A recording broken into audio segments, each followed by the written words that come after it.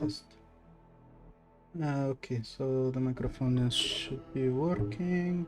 I just need to adjust the levels. Just give me a second.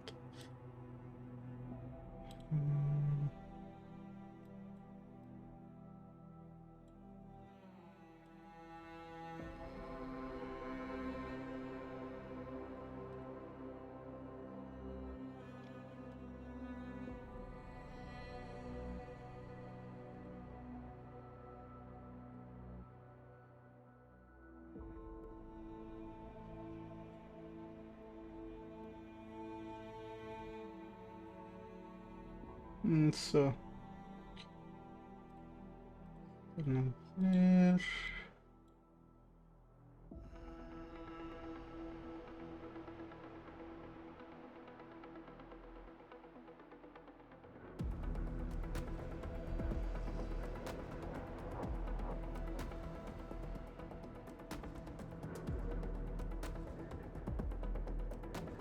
Test.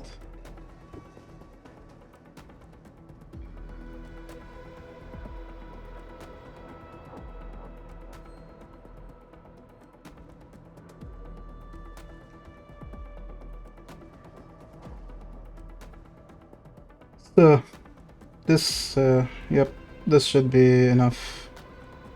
I just hope the microphone doesn't peak later.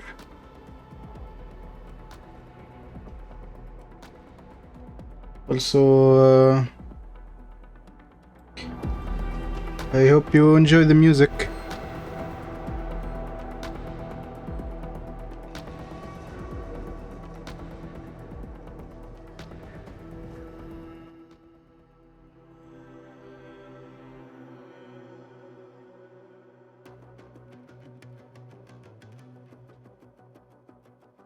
So, what I'm working on today is few game assets that I need to work on for the game that I'm working on with the studio.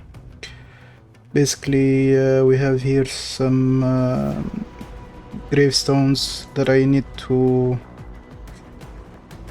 make them look good and add detail to them. Basically, adding cracks and make them look somewhat realistic. If you have any questions, feel free to ask. I will try to answer them to the best of my ability. I'm just gonna go and start working and get some work done today. Let's see, first thing that I'm gonna do is I worked on those models on my computer using Cinema 4D, and this is basically the shape that each gravestone should have by the end. I'm gonna separate them because all of them are just one object. I need to separate them to separate objects so I can work on each one separately without the other distracting me, basically. To do so, I can use the new modeling tool in Forger, but I also could use the masking tools to mask each one and extracting them separately. What I'm gonna do here is I'm gonna increase the brush size somewhat and focus on each model and try to mask it away. Also, I need to also check if the mask works on both sides of the model, basically. Okay, so what to do now is I'm gonna select this, actually select this, go to the mask and let's see, want to extract Here I can split by the mask and split by the hidden and shown models, and I'm gonna be splitting by the mask. So if I check here, that one is done.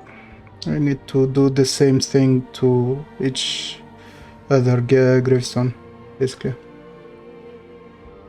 I'm gonna go here and select the others and do the same.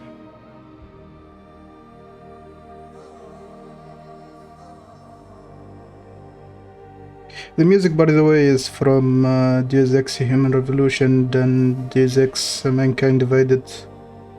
If you enjoy the soundtrack, please go and get them. They are available digitally on Steam, I think, and on iTunes and other places where you can get music. Also, if you have the pre-order, the director's cut, I think you get them for free with the game. I think, I don't remember. Some other one.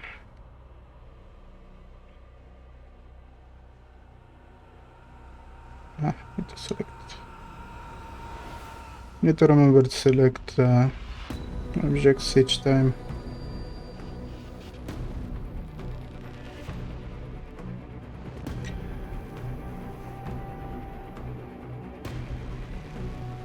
This is the part in my line of work where it's get tedious, because sometimes you have certain tasks that you need to do each time, and it gets tedious sometimes. So when having music in the background, you just do this mindlessly.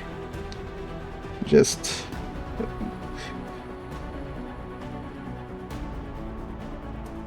start working on things and not think about it.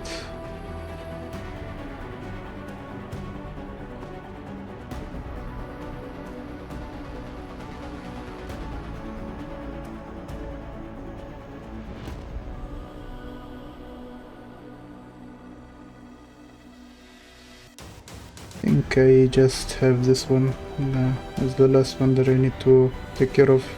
Or actually not, because it's the only one that is still selected in that part, so it's fine. Here I'm gonna go and rename the objects just to make it easier for myself to know what I'm doing.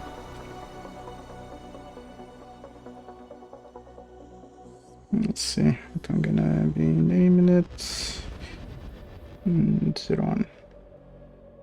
Okay.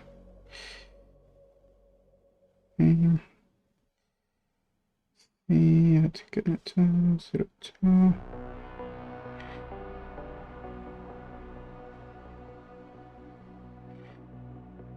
Three.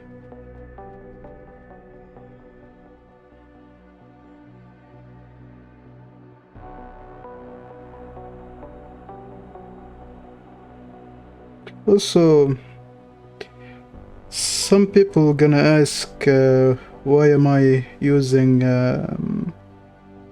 Forger on the iPad and not using ZBrush.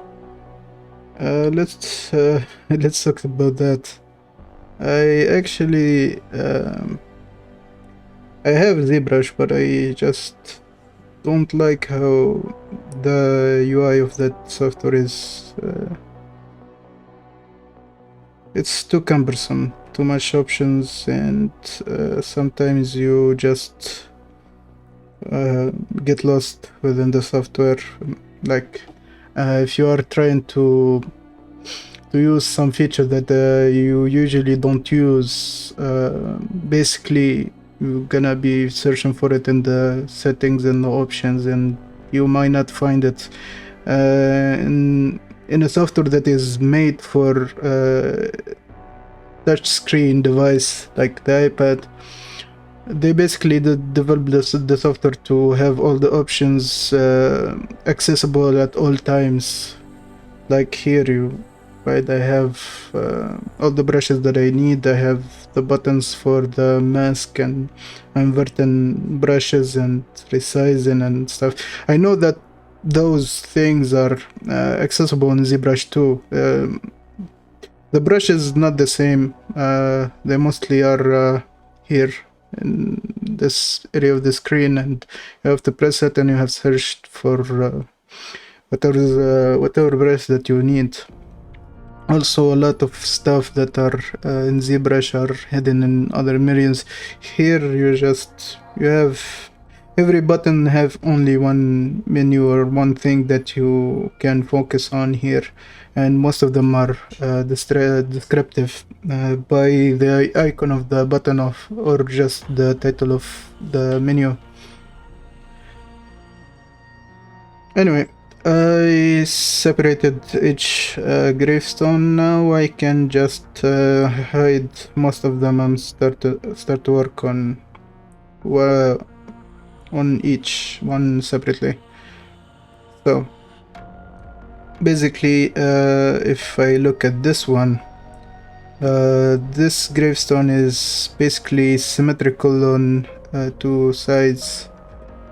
And I don't know, I didn't try it because most of the work I do, the assets are not symmetrical, and in that case I don't use the symmetry tools, but I'm gonna see if I can use it here with the topology tools, because the symmetry mostly work if the object is in the center, and if it's not in the center I think that it doesn't work right. So let's see what I can do about this. If I can go and enable that and scan the topology. Two faces, make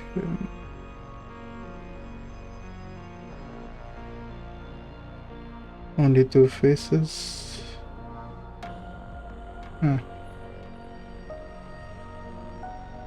Let's see if I do this. First thing, I need to remesh the model. Up is the first one, and it is set to, yep, should work. So I don't know why. And a new mesh invalid. Okay. What does this mean? What does this mean? Let me just try and bring up the wireframe so I would know what is happening. It should work, I think. For some reason it's not working. And also there is few edges that I don't remember adding to the model. It's somehow it's not right. Let's see. I think those are what did not okay, let's do this. If I select this object and make it editable, like I'm gonna use the modeling tools, and if I set this to model, can use the edge selection and try to remove those. Let's hope I can remove them. If I do this and dissolve this and dissolve this and check if there is no other vertices that are hidden, and I guess there is none, this should be good to go, I think.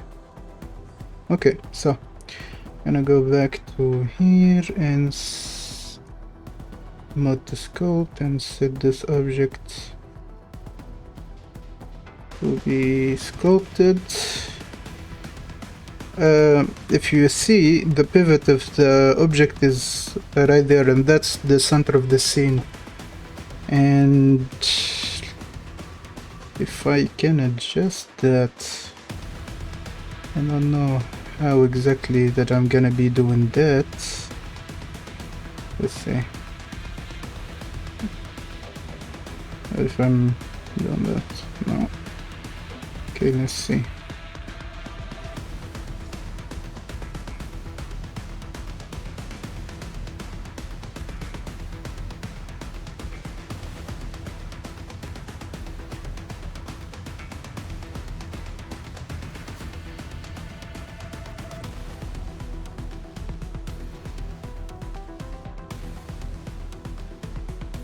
And not this. Not that.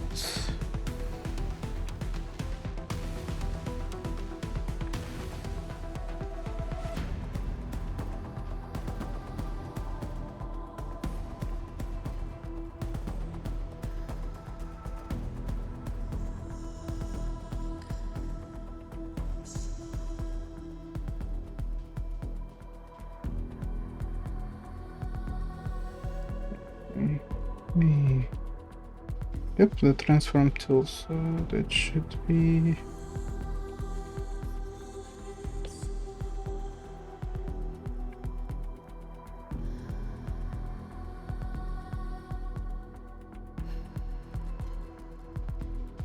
It said that I need to mask by.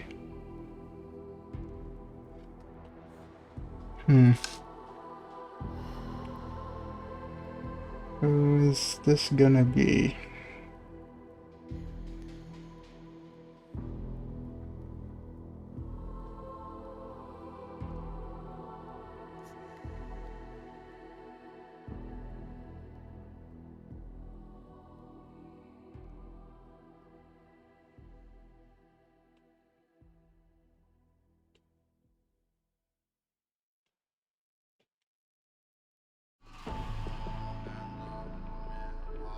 That's the problem. That's the issue. We go like this. Okay. That's one face. This is another. Yeah, this one works. Three faces are masked. What exactly do you want me to do?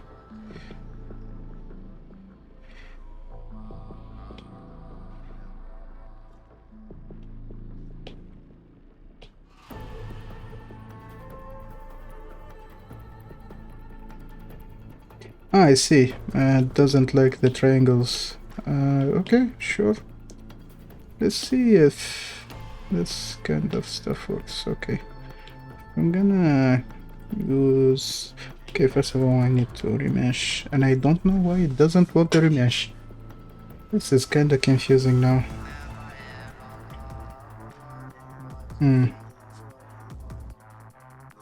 Okay, let's try this. Of course, okay. Give me some subdivisions and retry that. Let's see. Let's see this, okay. Don't know why is this doing.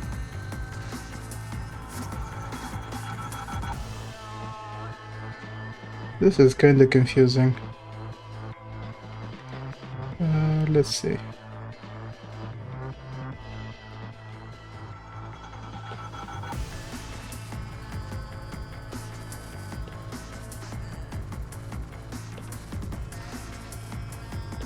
Okay, so we go here. Let's see if it's this does it. Could not remesh. Okay. I think it doesn't like the triangles in the model. It just doesn't like them. In that case, I have another thing that I can try. Because if I'm gonna be doing this in this way, it's gonna take me some time. So let's try this. I'm gonna switch from the iPad and I'm gonna start Cinema 4D. Just a second.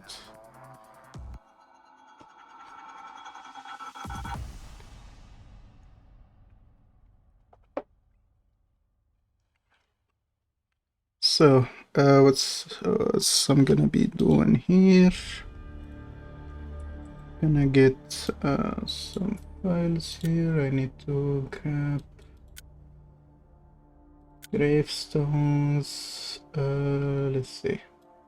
Okay, so this is the base mesh that I already used. Exit from that. They are actually separate. I made sure that they are separate. The issue is that the triangles, the Forger doesn't like triangles, I think. So what I'm gonna be doing is I'm gonna be generating the high poly in Cinema 4D using the volume builder. I'm gonna be doing this and setting the voxel size to 1 centimeters, maybe even 0.3. Yeah, it's gonna take some time, man. Okay, so this is dense enough that I can start sculpting directly, and at the same time it doesn't have triangles, so it won't be an issue for Forger to work with.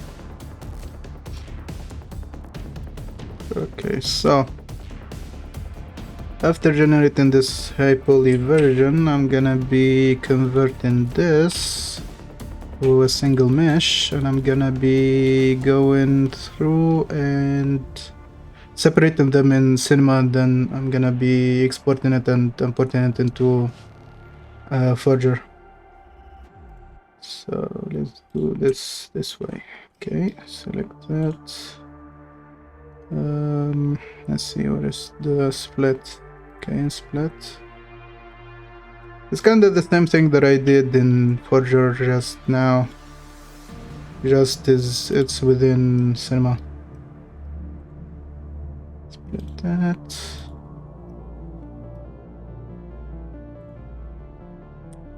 Split that. Split that. Split that. By the way, I'm gonna be...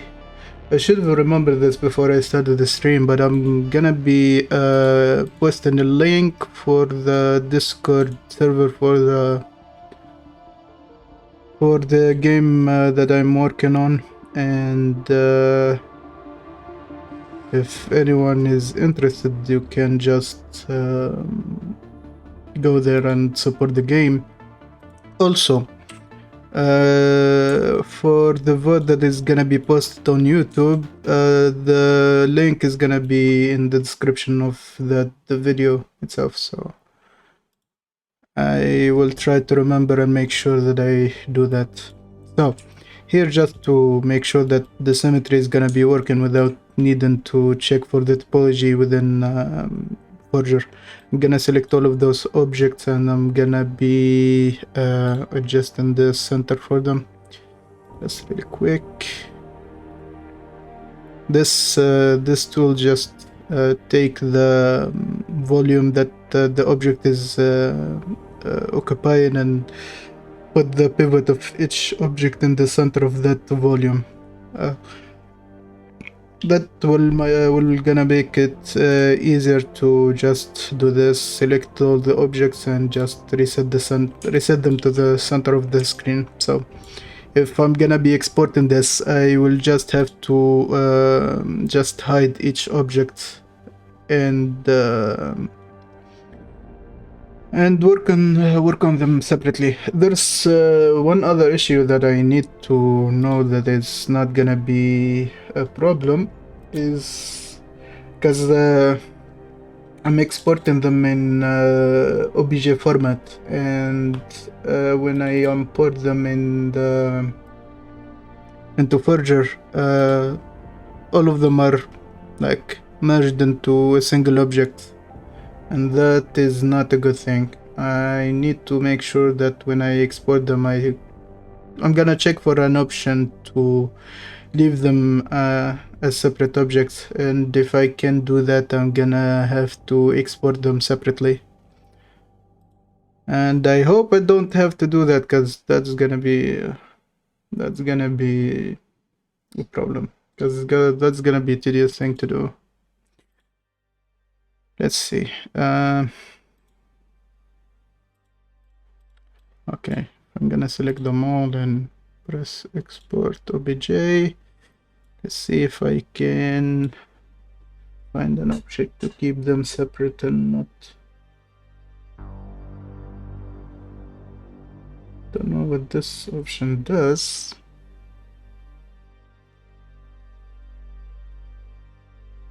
But this is not it, I think.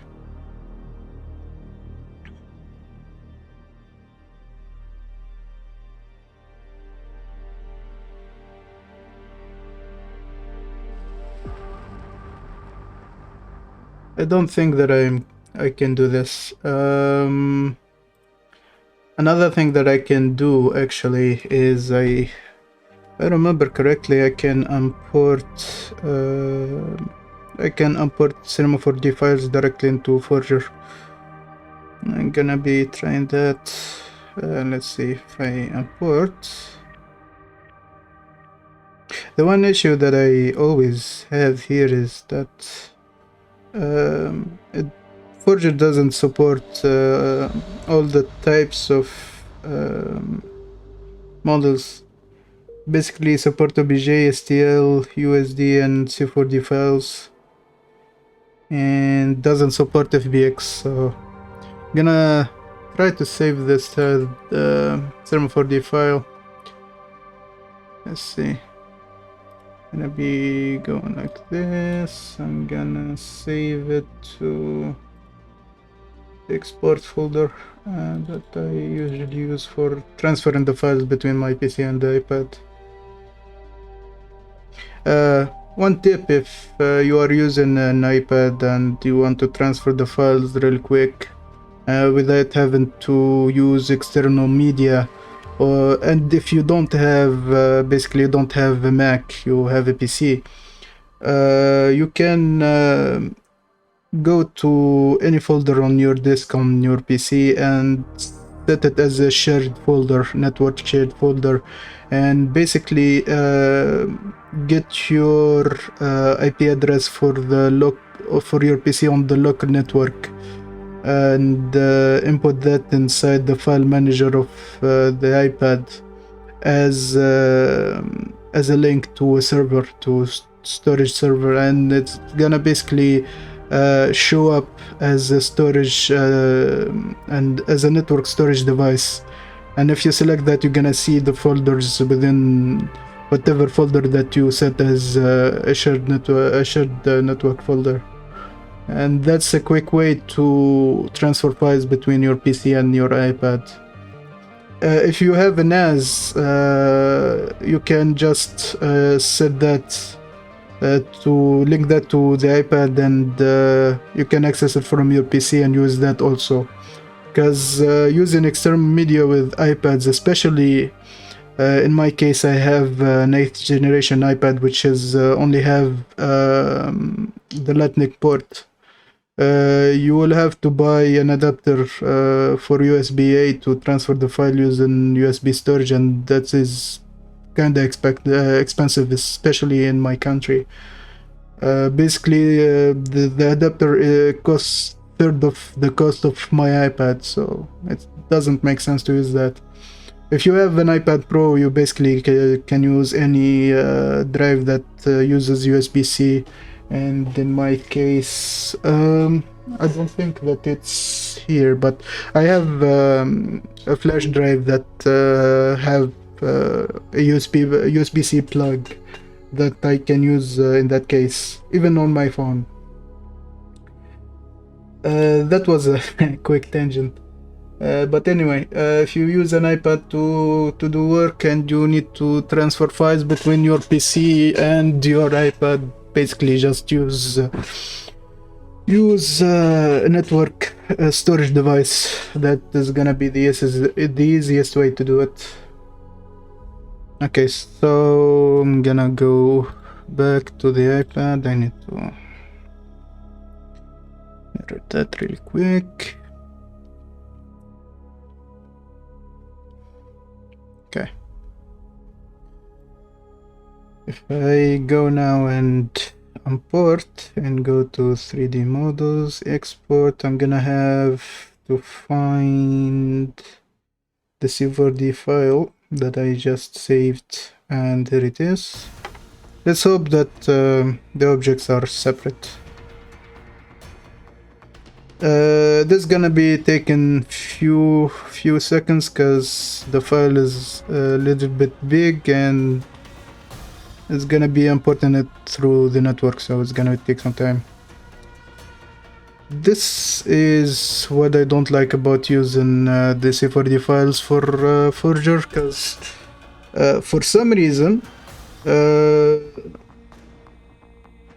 Forger doesn't support the latest version of Cinema when it imports the files. So if this is the case, I think I'm gonna have to export each gravestone separately. This is gonna be tedious. Yeah, first of all, I'm gonna be cleaning up a bit. I'm gonna add the folder, name it gravestone. Okay. I'm gonna basically export each one of those files there. Before I do that, I'm gonna really quick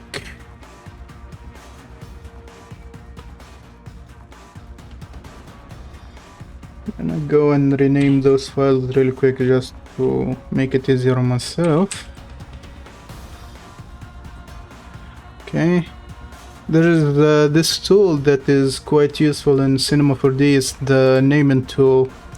You basically can add prefixes, suffixes, you can replace parts of the naming, you can do numerical stuff, and it makes working on the multiple files with the same name quite an easy thing to do.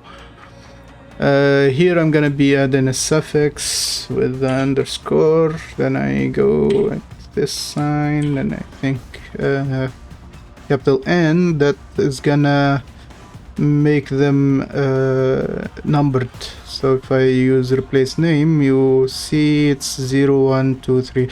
The only thing that I don't like about it that it starts from 0, and I don't like starting from 0. In programming we start from 0, but any human gonna want to start from 1. So basically I'm gonna undo that, and the trick that I usually do is I'm gonna make a null object and set it to the start of the list. Gonna select all of that, go to the naming tool and replace name. The first object gonna be 0, 1 underscore 0. Gonna delete that, don't need it, and basically I have all the naming that I want. Okay, now I'm gonna select each one of those and just export them one by one, I guess. The good thing is that it's gonna be exporting them with the right names. If you're doing a lot of exports one by one like this, I highly recommend to search how to make a macro button to easily just select the object, click on the button, and it's gonna be exporting it with all the steps.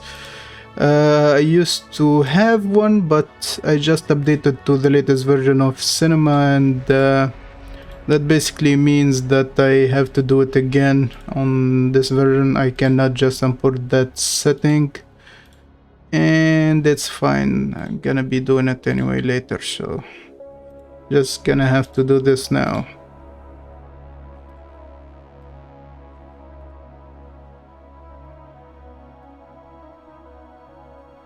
Spawn that to obj. So we have all the gravestones exported separately with everything basically done in the right way. I'm gonna now go and the other issue that if I leave my iPad on the lock screen for a long time, the software gonna disconnect it, and I have to remirror the screen each time. and that's fine. It's something that I have to do since there is no native way to do to mirror the screen of an iPad into Windows natively, because on macOS I think you can just when you go to mirror the screen you're gonna see your Mac directly, but since this is Windows, and you know Apple and Windows are not good friends. They basically make it harder for you to do so, and so you have to use third-party software. I'm gonna go and import. I'm gonna go to Gravestone. I'm gonna import the first one and see what I got to work with. Okay, so now the model have enough topology that I can start working on it. Basically, if you look at the top left side of the screen, you're gonna see that I have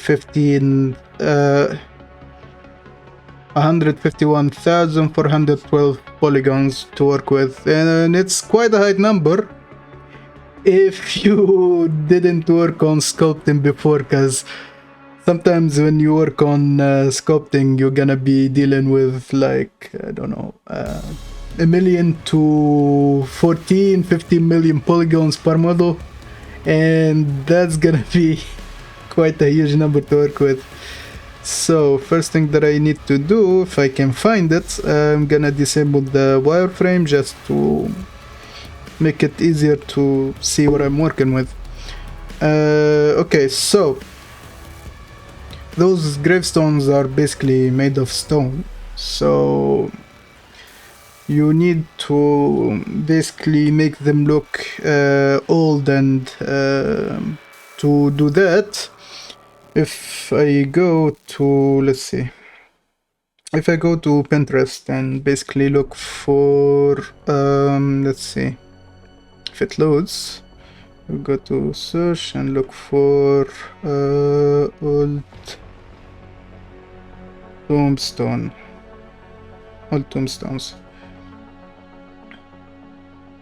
So look at those. If I go to this one, basically you see there is the surface detail of the stone itself. I won't do that in the mesh itself, because basically I can do that in texturing when I do the textures for the stone. But I'm looking for the detail of the broken edges of the stone. Basically, if you see here, you're gonna see a lot of chopped edges and damaged edges, broken places on the stone. I'm basically gonna be trying to mimic that for those gravestones or tombstones that I'm gonna be working on. Also, if I look more, if you see this one, basically, this one is kinda already made to look damaged, because I don't think that this is natural damage, but you basically see that it has some cracks on the side and stuff. Stone basically gonna be exposed to the elements, and it's gonna be exposed to change in temperature, and basically change of temperature means that the material is gonna be expanding and shrinking each time of the year, and that's gonna introduce some wear and tear to the rock, and gonna be cracking all over the place. Also, when you introduce some moisture, it's gonna be helping the moss grow on top of the rocks, and also it's gonna be introducing some weak spots in the rock, and that gonna make it crack easier on those places more than others. Basically, you need to go look few few examples.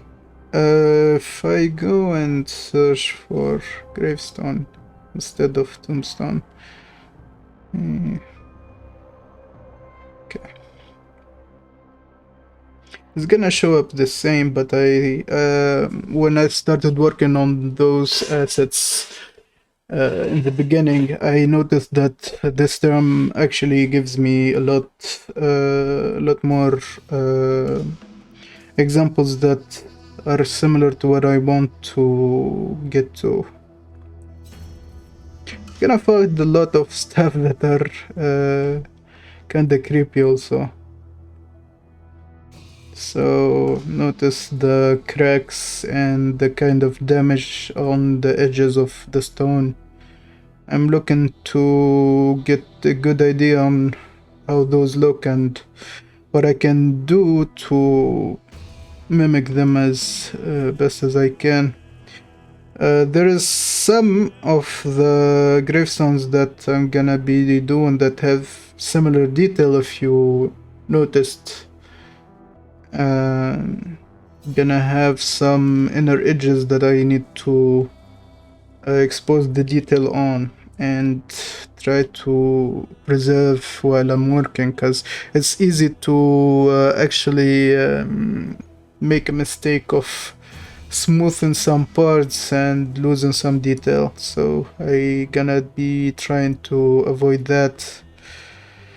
Okay, so some gonna have some horizontal cracks and some gonna have some vertical cracks and stuff. So I have to make sure that those are apparent. Also, I need to... Basically, there's few ways that I can achieve that. I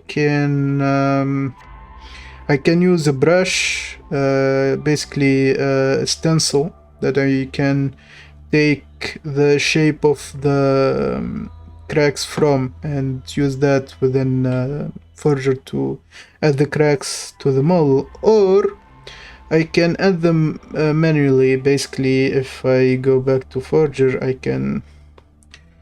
If I just don't do that, let's see if I can just disable the... Okay, touch for navigation. So I basically, if I touch it using my finger, I don't accidentally do something that I don't want to do. So to introduce cracks manually, I can just select the crease brush, and that's gonna allow me to like engrave the surface of the tombstone. And if I reduce the size of the brush and increase the strength of it, I can just like add some cracks and detail and stuff. But the thing is that if I'm gonna be doing this manually, I can like mimic some shapes of some cracks, but it's not gonna look right, because you know we draw curves better than we draw straight lines by hand. So the other way to do so is if I go to the stamp brush and I open this menu, and this menu allows me to find a mask that I can use basically to add cracks. And if you notice here, if I add some cracks, they're gonna be extruded from the surface outwards, and we don't want that. We want them to engrave the surface. So basically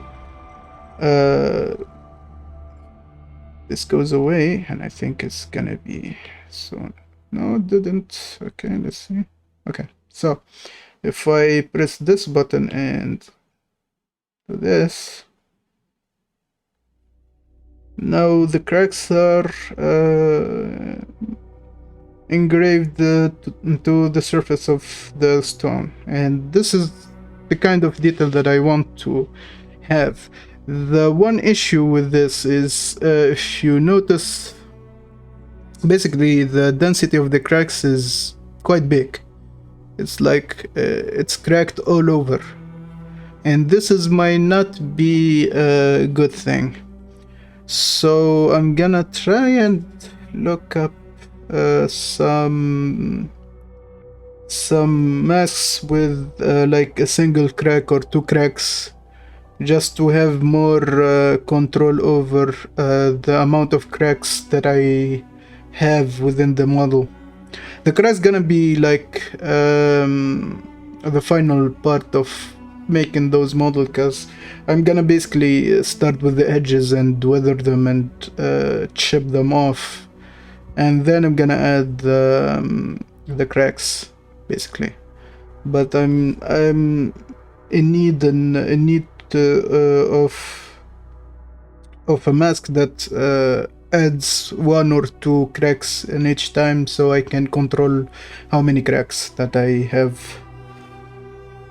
So basically there is few ways to do that. Also, one of them, if I open Procreate or any drawing app, I can just let's see, get that layer. I'm gonna set the color to black to get the background to black. I'm gonna find a brush that allows me to fill the... Actually, I guess I can fill the layer with that color. Okay, so I'm gonna add another layer and set the color to white. I'm gonna basically find Procreate have a good amount of brushes that mimic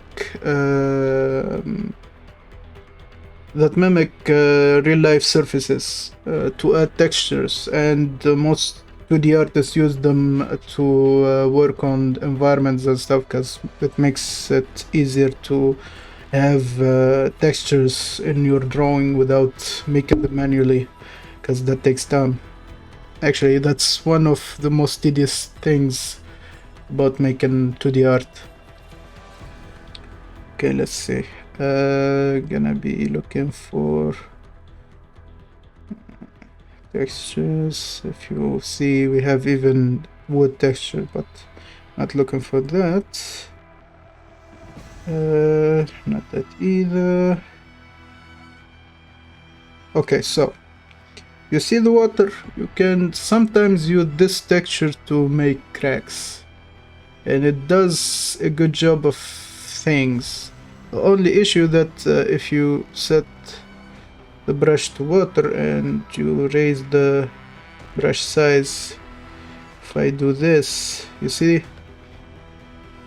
you get this result, but you have to clean it up. You have to adjust the contrast and the levels for that layer just to make the smooth stuff not appear.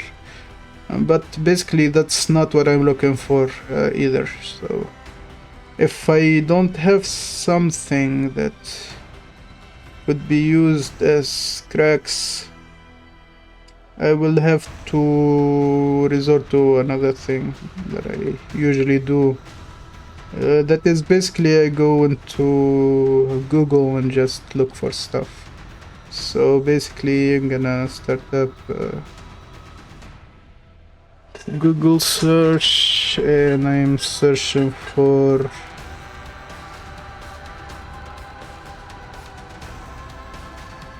mask.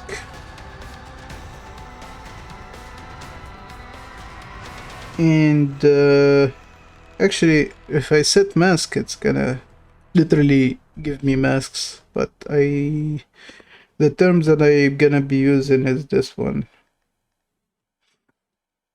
An alpha texture is basically a mask that is black and white, and it's the sort of mask that is used in ZBrush for the brushes and in Forger and stuff. I'm gonna be looking for something similar to this one. If you see this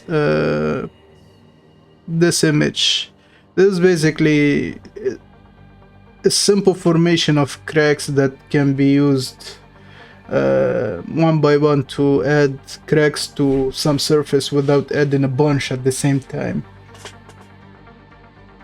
Also similar ones are down here, and I basically can, if I find a few that I can download and use, it's gonna be a good thing.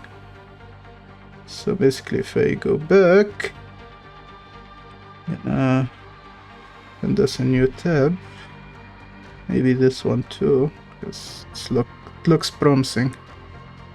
Basically I'm gonna look for few variations I can use.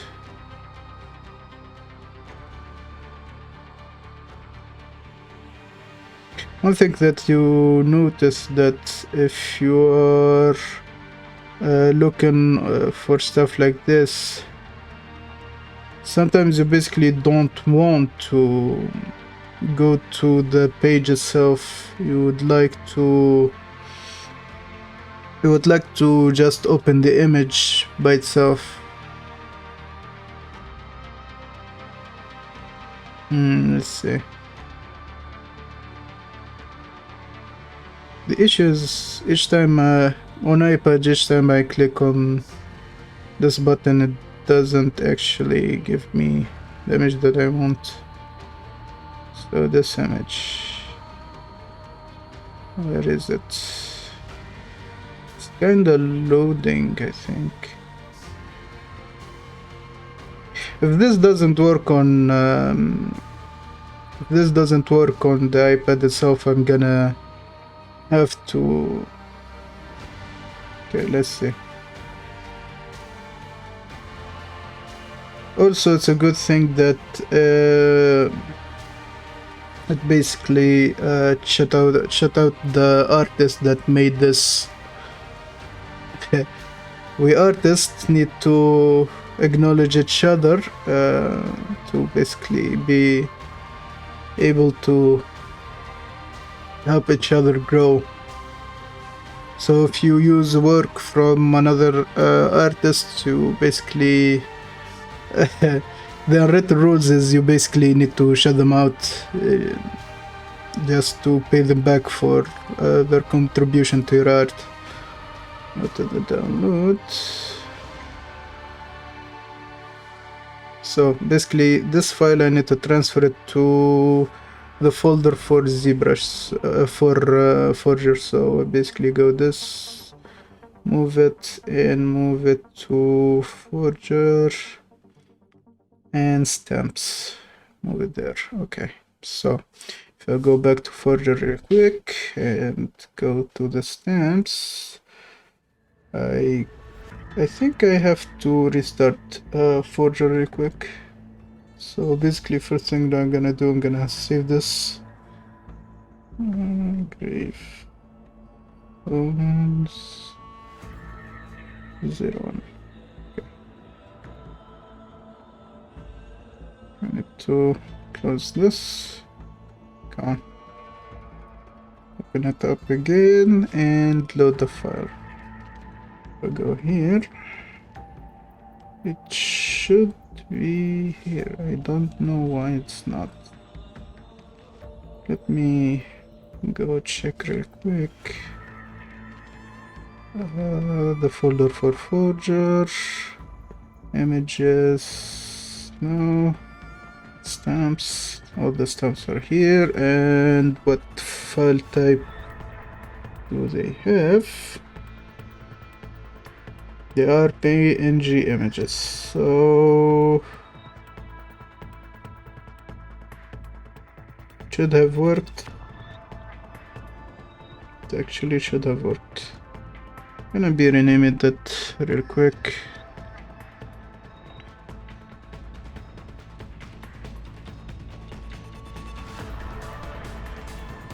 Okay, and just to check the information, it's 512 by 512, but that is kinda high resolution for this.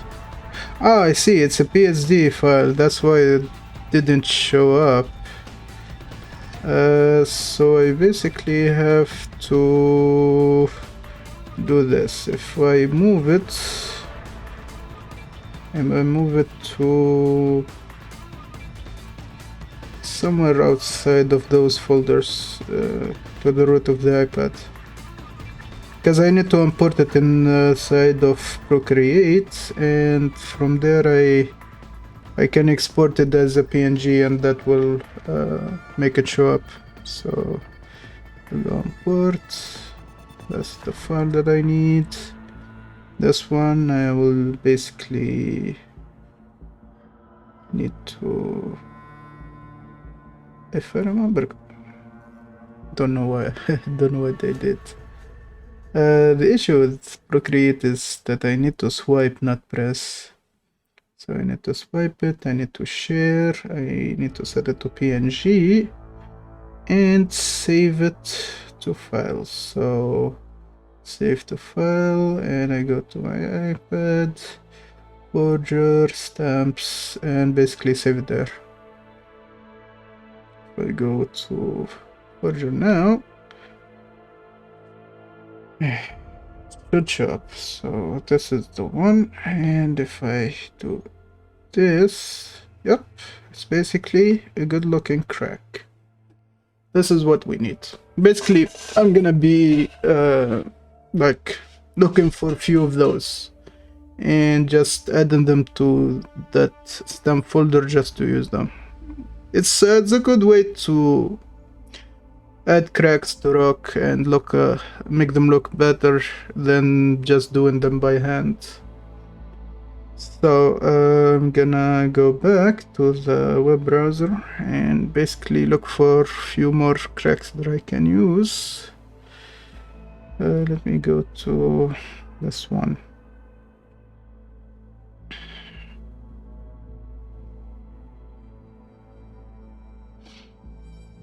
This is basically not an actual crack. I see.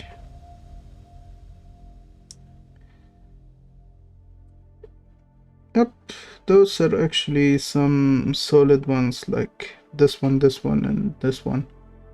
I'm gonna try and get them. In Paint, and basically in Pinterest, you can just download the images and use them. So I'm gonna download this one. Yep, thank you. Close that. Maybe this one. And if I go back, there's this one.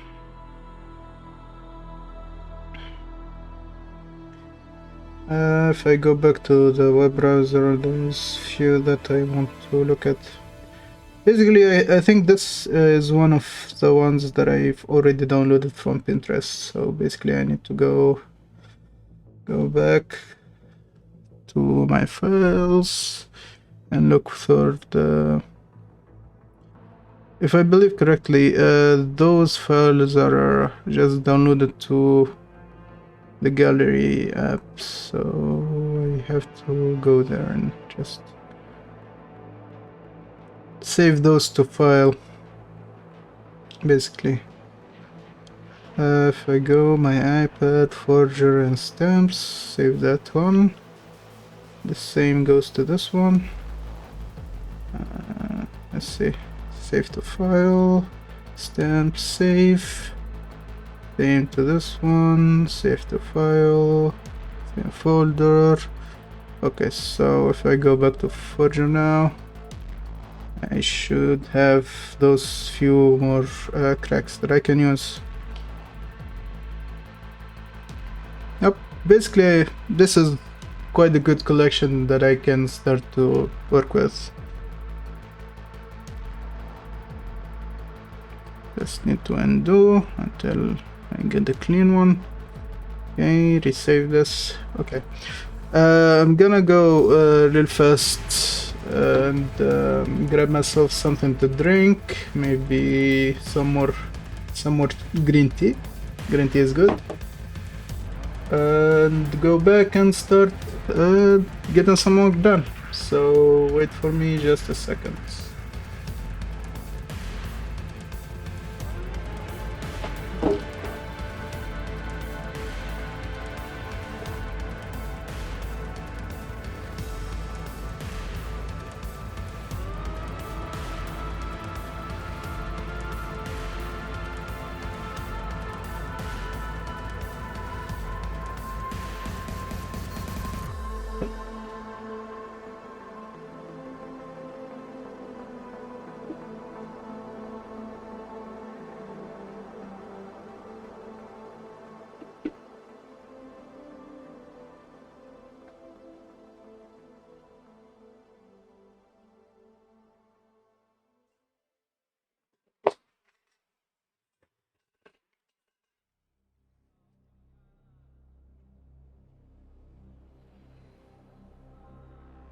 Hi there.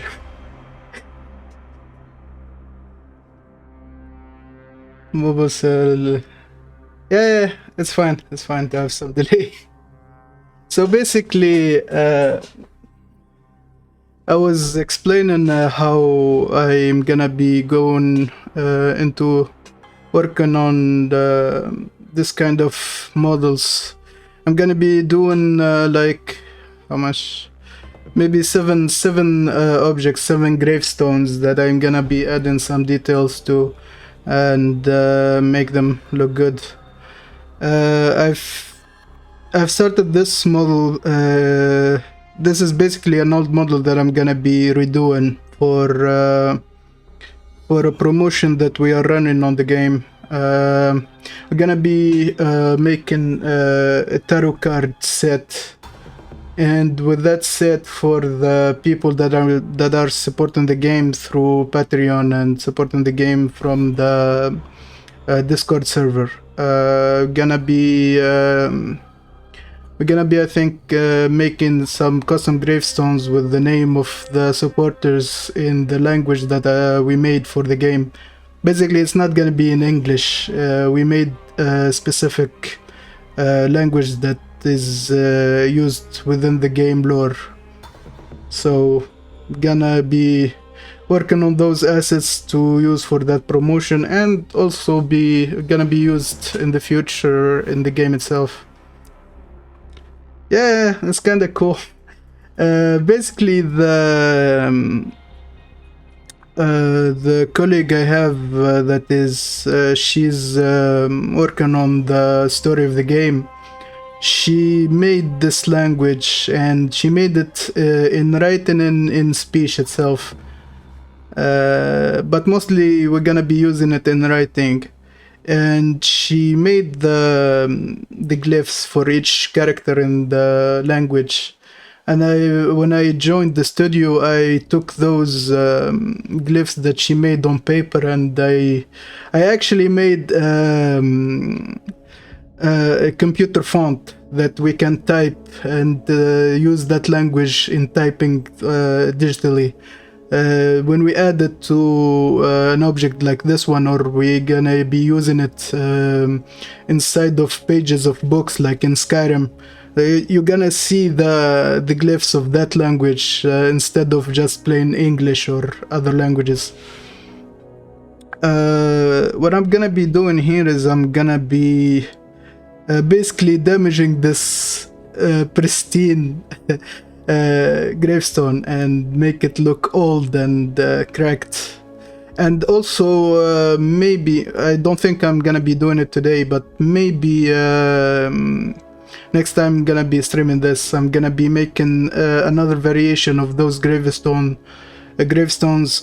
which are gonna be broken into pieces. Basically, let's say you visit an old cemetery. Sometimes you're gonna find some broken gravestones because they basically they're exposed to the elements for I don't know how many years, and they're gonna be cracked and destroyed basically.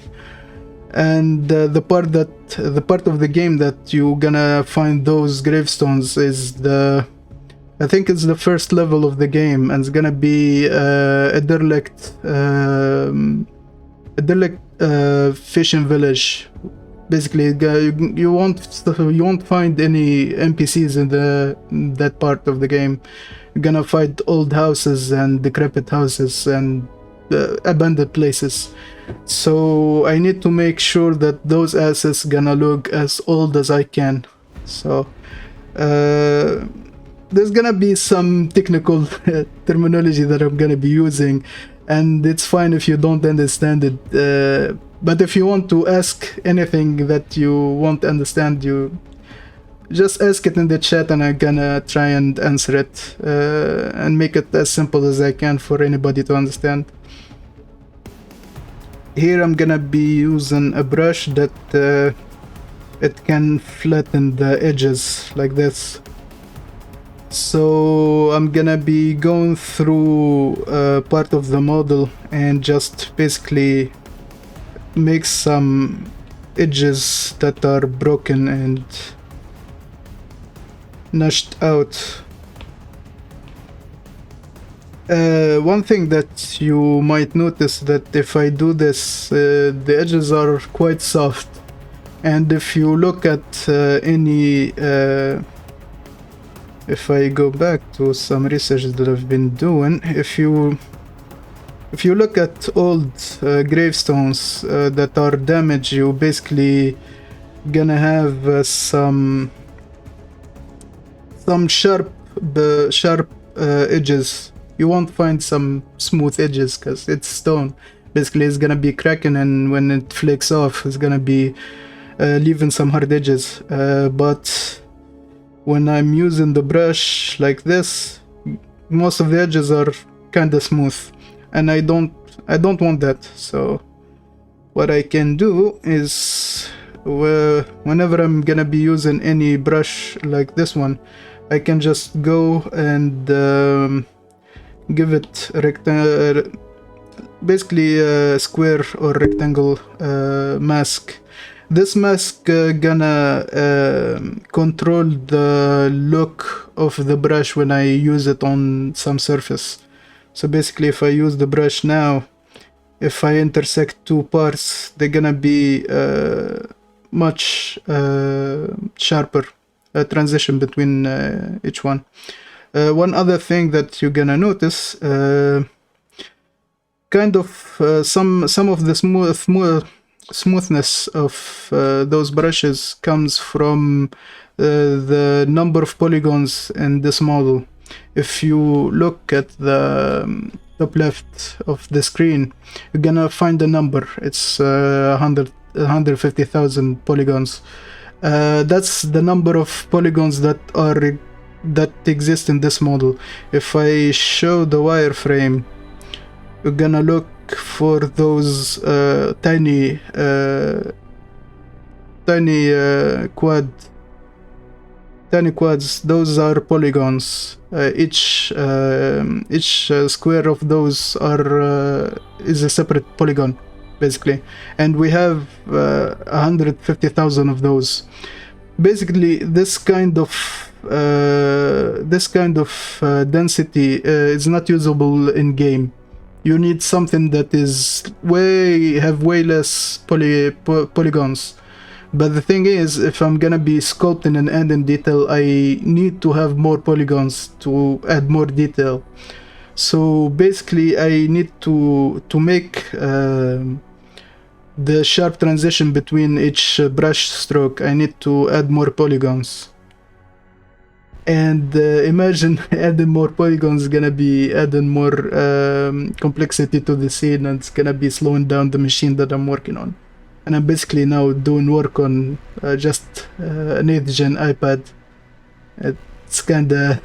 It's kinda interesting because the sculpt then shrink. Yeah. Basically, I work on high polygon counts in the model, the original model that I'm making for the game, and then I reduce the polygon count. That's gonna be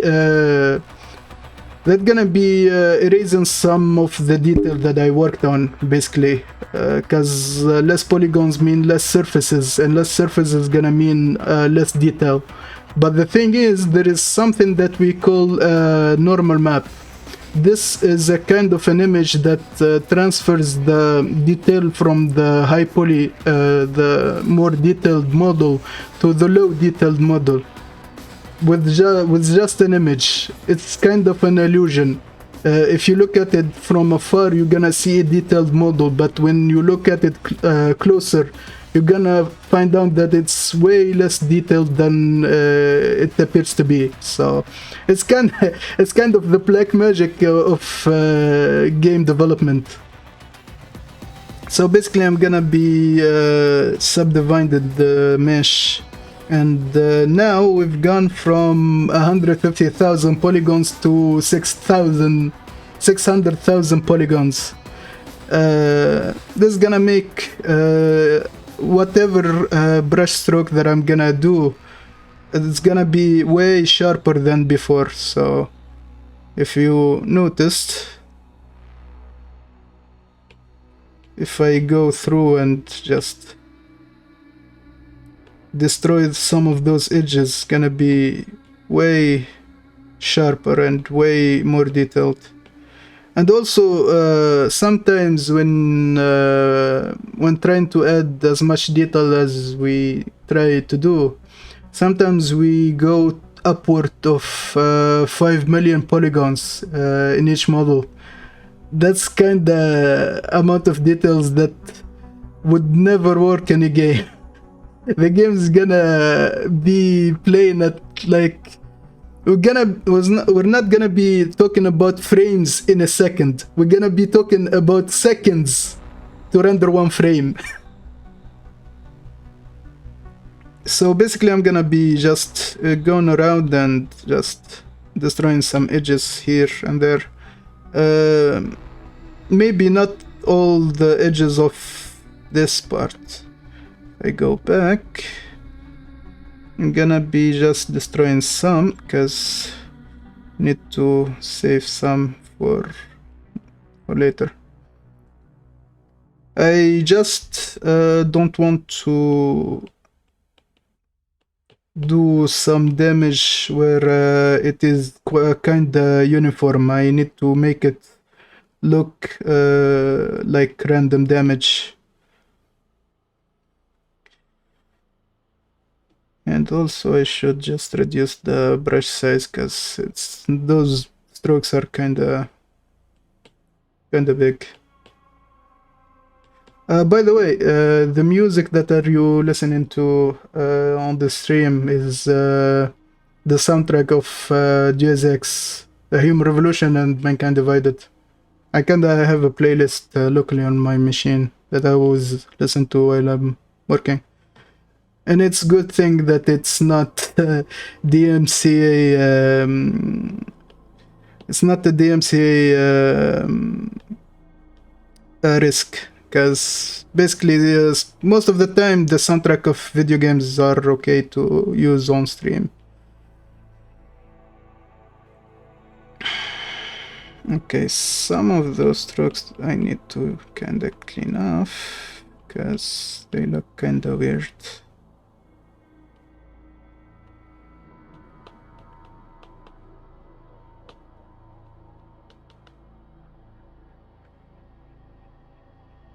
You don't have to do this for each edge in particular, just I need to make enough damage that it looks kinda believable.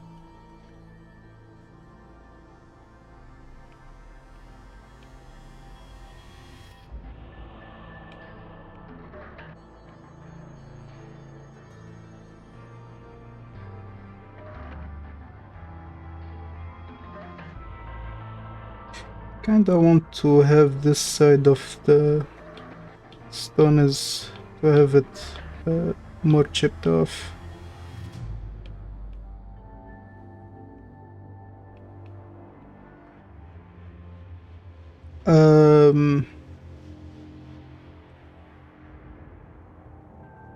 Let's see. If this extend to kinda there.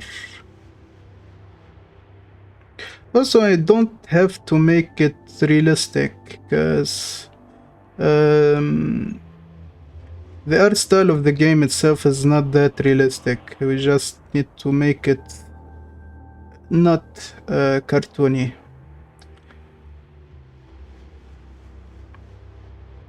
Need to chip off some of this and make them quite looking like this. After using this brush that is basically chipping off the polygons, there is some brushes that like the pinch brush. I can use it to basically pinch the geometry around some raised edges and make them look like they are hard. If you notice that, basically make whatever edge that I use it on look sharper. It's quite useful to clean up any soft edges that I might introduce to the surface.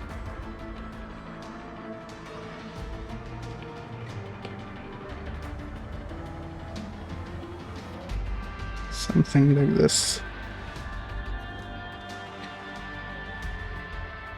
Clean up some of those edges too.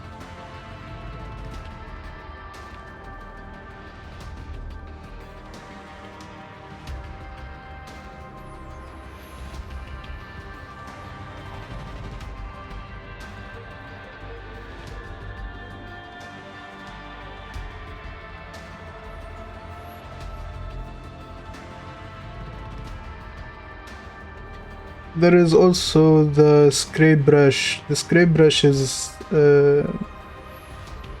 quite good on when trying to flatten some surfaces that they are sometimes bulging.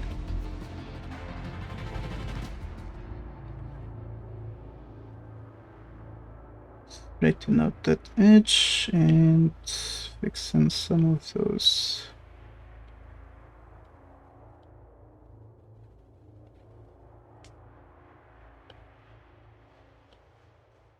Reduce the brush size a little bit. By the way, you said that you've been teaching a class, so what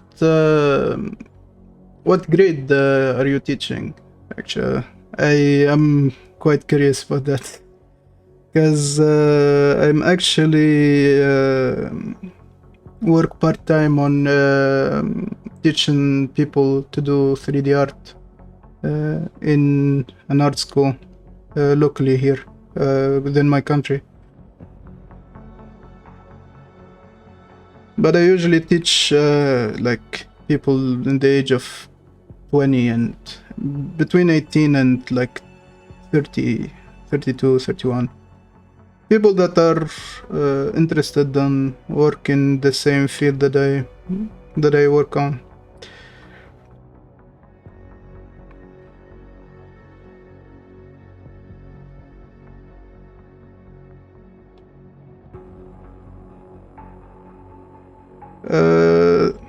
Also, I'm not formally trained on.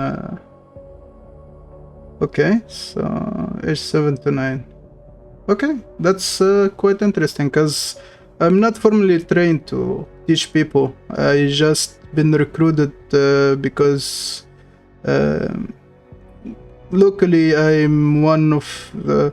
I don't want to brag or anything, but the amount of artists that been able to work outside of the country in this field is quite limited.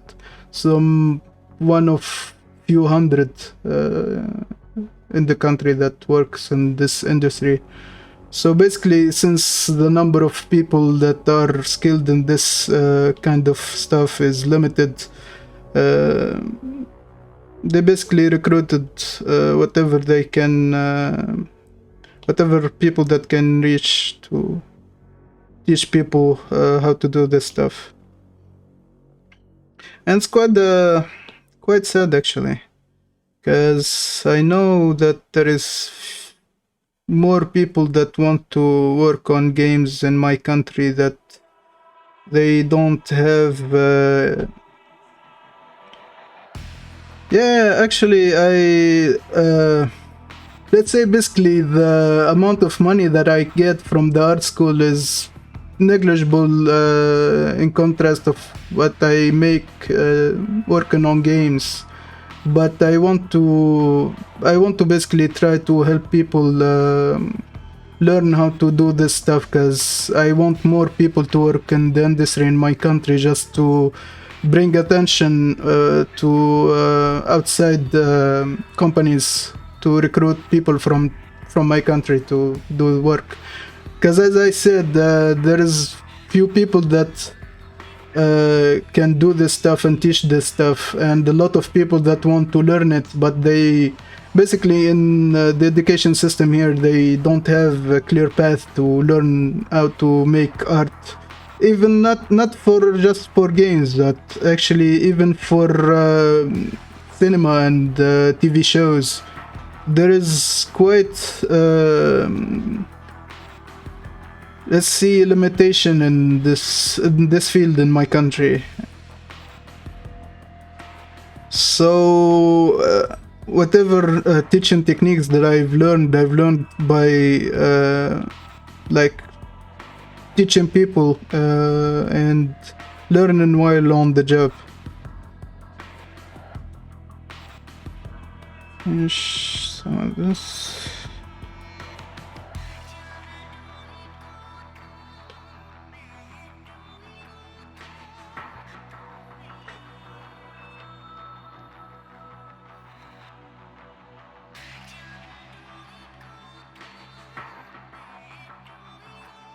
I need to introduce some damage on the top surface also.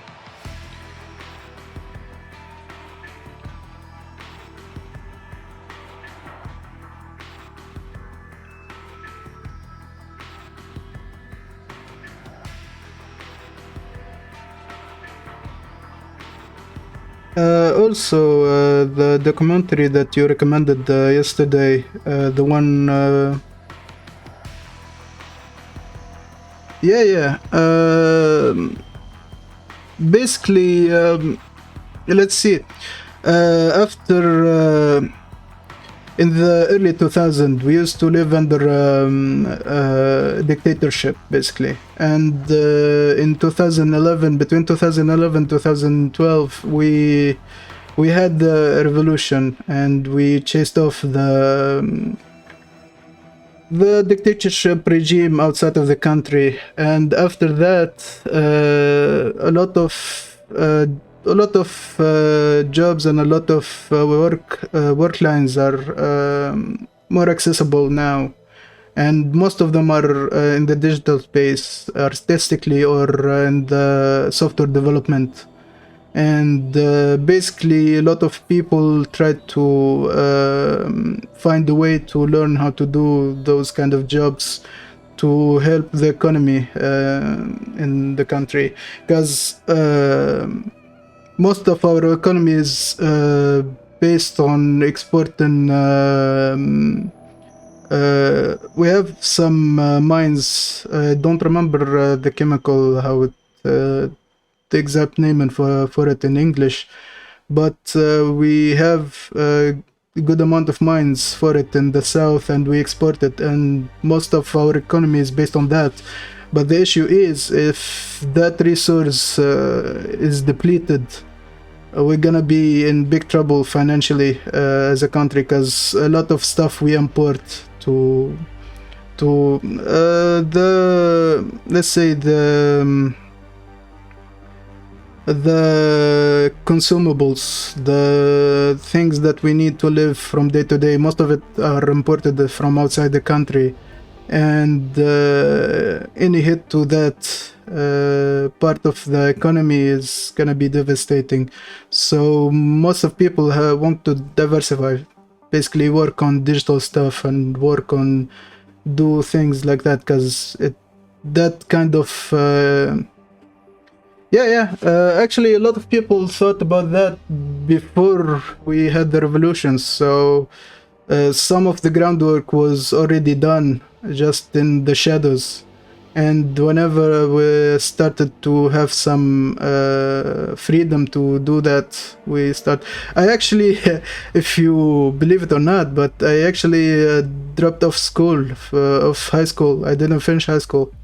I gone from high school directly to a private art school that started in that the same time, and from there I learned how to do basic artwork, 3D and 2D, and from that I just taught myself everything and spent like 8 years to get where I'm at right now. So it has been a journey. Yeah, just like I said, there is not a clear way to do so in the normal educational system in my country. So basically, either you teach yourself or you find some private art school that you go to learn the stuff. And the love of video games and art in my country is quite immense, actually. A lot of people like to play games and like to do art. So it's kind of a good thing that we had that revolution, and we gone beyond the dictatorship regime that was ruling the country.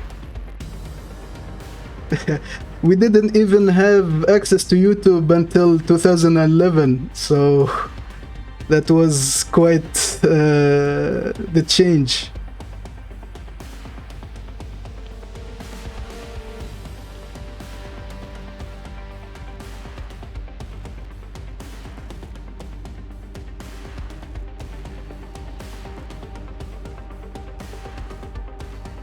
By the way, one thing that I need to mention, I shouldn't stream this. I shouldn't stream my work actually, because I'm under NDA. But the only thing that is okay with this, because I'm not showing the final asset. I'm not showing something that is gonna be implemented in the game directly. So I'm cool. I'm covered on that side, but this is kind of behind the scenes. That's something they shouldn't see. I don't think if my boss see this, it won't be a problem, because it's kind of a promotion to the game, so it should be fine.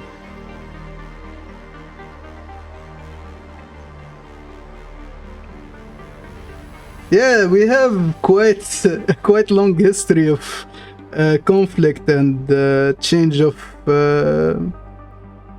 regimes and of authorities. Since we've been a colony for a French colony for a long time, and also been under the rule of the Roman Empire also for a long time. There's a quite a lot of things that this country had in its history, and it's not mentioned a lot of the time, but it's quite an important part of history, not for just my country, but also other neighboring countries in Europe and in Africa too. One instance, if you follow the World War II history, you're gonna know that Germany had some strategic outposts in south of Tunisia and in Libya, and a lot of battles has been fought between the British and American military in World War II. Especially in actually, if you watch Star Wars, there's a lot of combat that happened in World War II in Tatooine.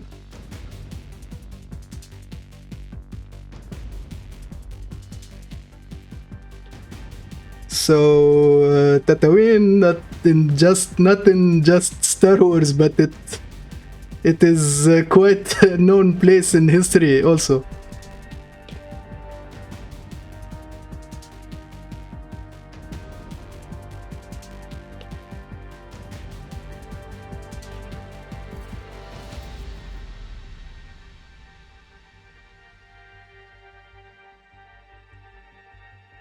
Yeah.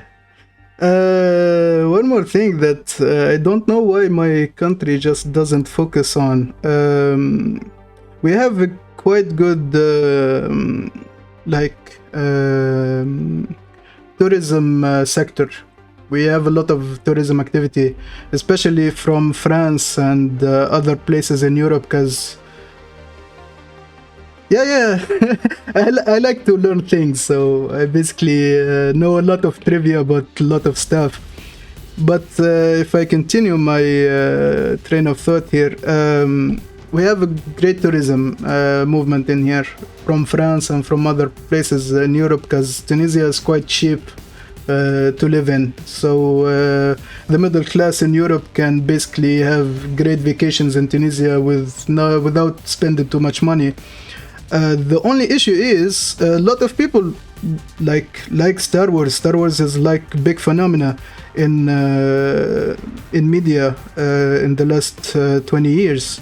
The only issue that we basically have a place in our country that is a place in Star Wars, a whole planet, and the government here doesn't push tourism for that location. Like, we should have Disney, like a Disney resort in there.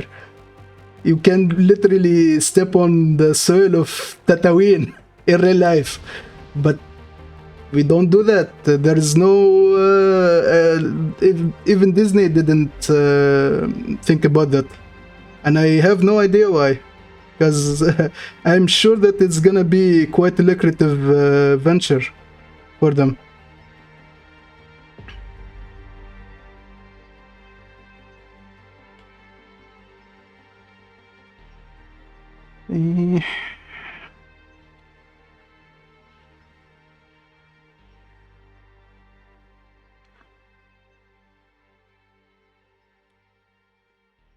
Anyway, I think I got quite good progress here.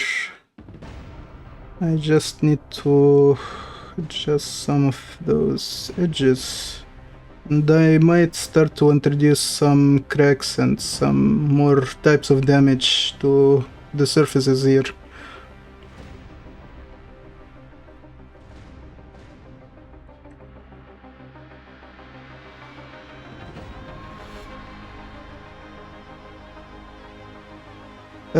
Also, one thing that I might yeah, I hope Disney does that, because if Disney decides to make some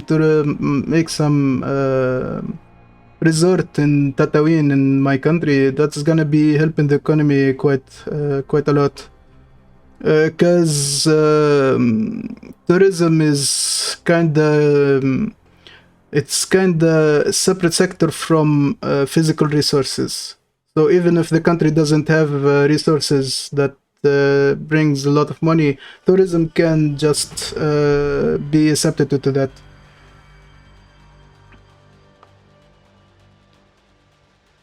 And also, I think it's gonna be quite cool, because even if we're not talking about the set that the Star Wars was filmed in Tatooine, there is a lot of places in the desert that quite charming places to be in, and it's quite a shame that people don't go there for tourism. The desert is quite a beautiful place.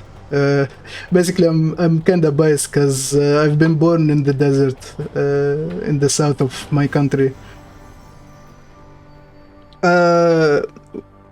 One fun fact about the game that I'm working on, there is a place gonna be in the desert, and basically we decided that gonna be basing it on places near my hometown in the desert. It's gonna be it's gonna be quite the change for desert environments in video games. Got a lot of environment that are based on deserts are based on the Big Sahara and the Middle East, but none of them are based on desert that are in other places like North Africa, South Africa, the desert, the big desert in USA. There is games like so any artist tried to draw inspiration from his surroundings, like the artists like Da Vinci and other artists from that era mostly draw inspiration from their places of living, because there is no travel, there is no long distance travel that is feasible in that era. So most of that art is basically drawn from the regions of Italy and the regions of South France. But since we have access to more places and sceneries that coming from the internet, and you can actually catch a plane and travel somewhere to go and do some photography for reference, it's been easier to get environment from places that you might not travel to in real life. And since there is a lack of inspiration from places like North Africa and South Africa and places like that, some places that we have in here you don't usually see in video games and media, and it's quite a shame because a lot of places are really beautiful to be in and look at. Like I said, even the desert in the USA, a lot of people we see just like places like the Great Canyon and places like that, but if you go to Utah, there's a lot of places in that desert that are not present in the pop culture and media, and they're quite beautiful, and you don't see them only in like I don't know. There is a couple of racing games that have open world and have parts of that environments, but you usually don't see games like single player games in those kind of environments. Also, there is the part when we talking about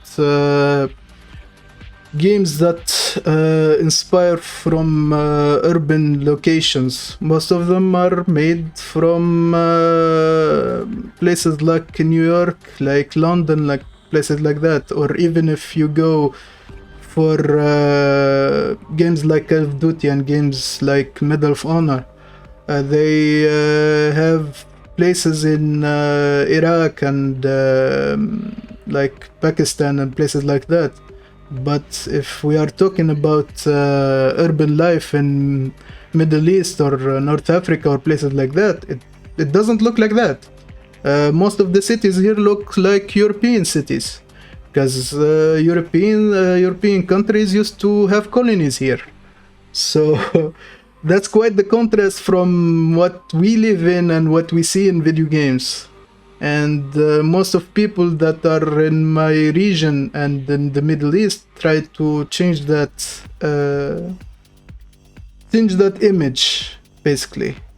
One game that have great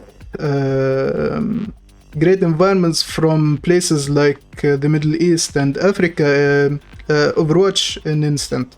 Overwatch have some great maps that are based from Africa and based from Iraq, based from Egypt, and they're quite looking maps that you don't usually see in video games. And not just that, because basically Overwatch is a sci-fi game, so they had to imagine how those places would look in the future. In one example, the map in the map in Africa. It's basically a sci-fi urban city with skyscrapers and the glass everywhere, but it's in Africa, and that is quite cool thing to see. One more example is there is the map of Dubai in Deus Ex Mankind Divided. So basically gonna see a contrast between a desert and an abandoned sci-fi city, and that is quite unique place in video games. Of course, people didn't focus on it because Deus Ex isn't that popular in this day and age, and I don't know why, because that game is quite a good game. I enjoyed it a lot.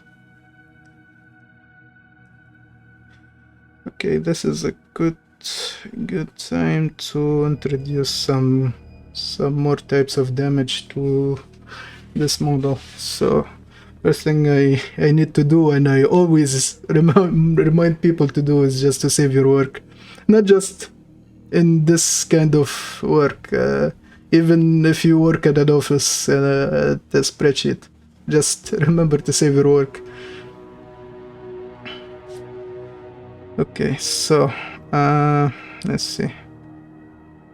Can go and use the stamp tool and select some of the cracks that I already downloaded. Actually, if I look at the stream, it has been quite few hours. Dude, the time flies. Okay, let's see. Invert that. You know what? I'm gonna redo that and go to the lower subdivision and do that here. Okay.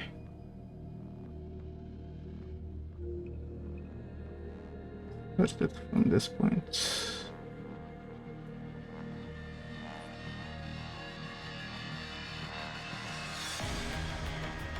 This is one issue that I need to look into. Okay, so I need to go to the settings and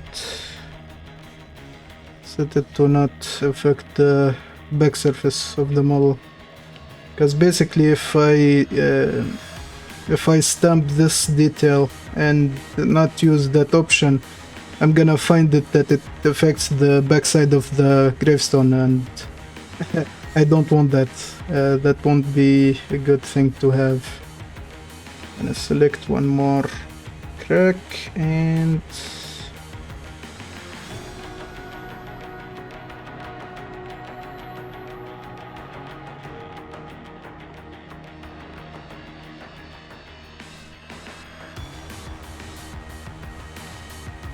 now I just have to add some few that affected this part.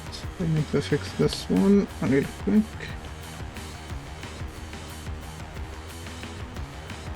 You know what? I can do this.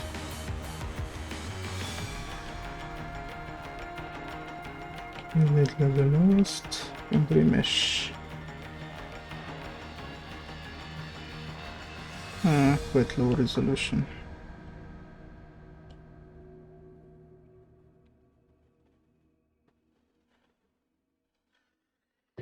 I just need to go and open the layer. It's getting quite dark.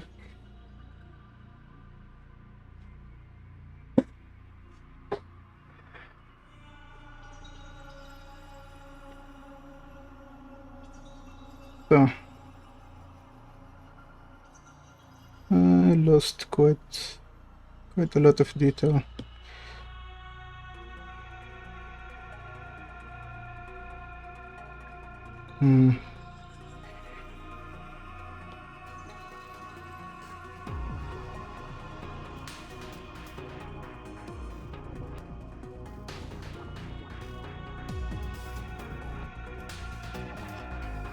What time is it?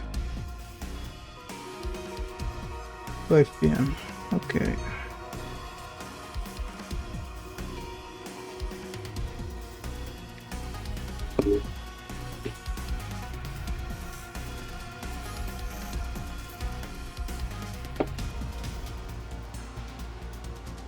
A sip of green tea.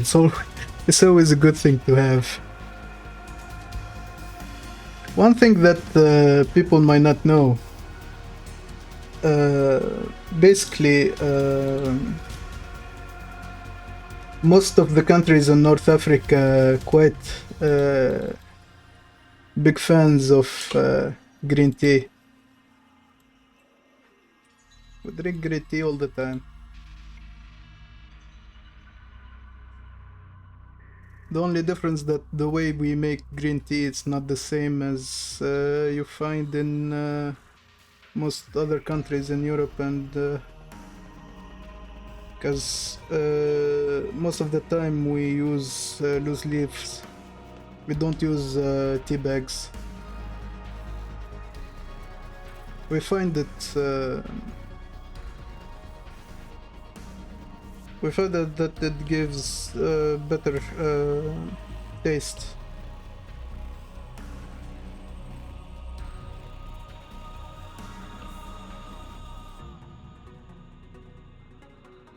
From 300,000 to 600,000.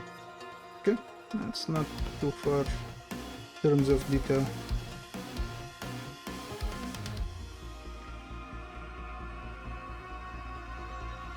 Okay. I need to introduce some more surface detail now. Let's see. This one should be good. I just need to reduce the strength.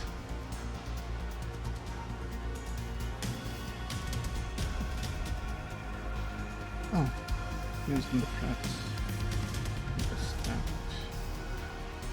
This one and reduce the strength.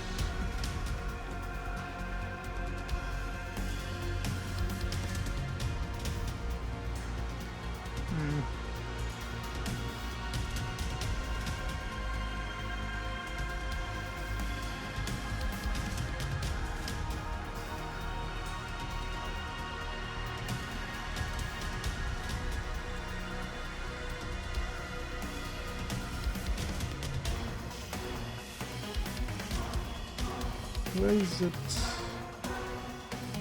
Okay. Nope. This is getting quite annoying. Let's see.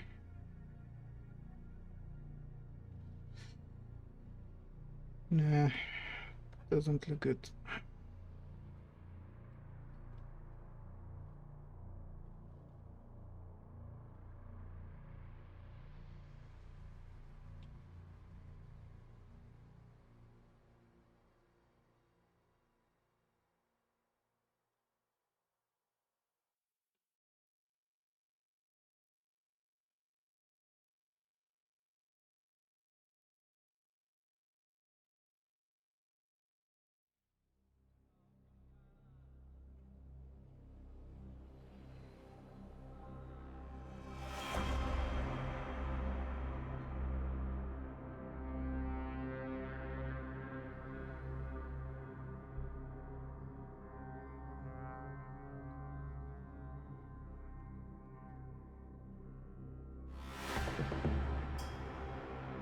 Come on, 1% strength, come on.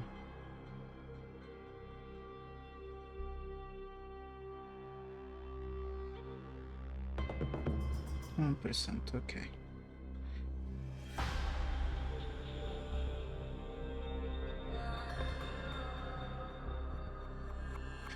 The iPad just start to struggle now.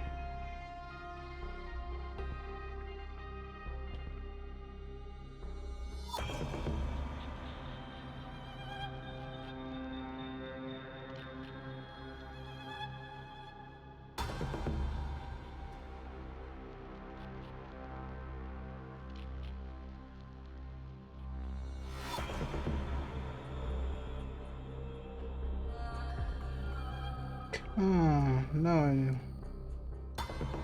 it's kind of following the orientation of the camera in the scene. Okay. That is good to know.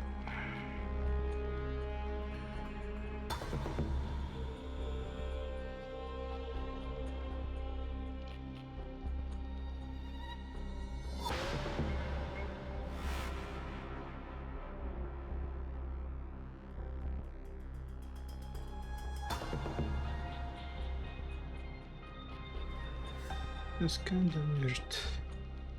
I see.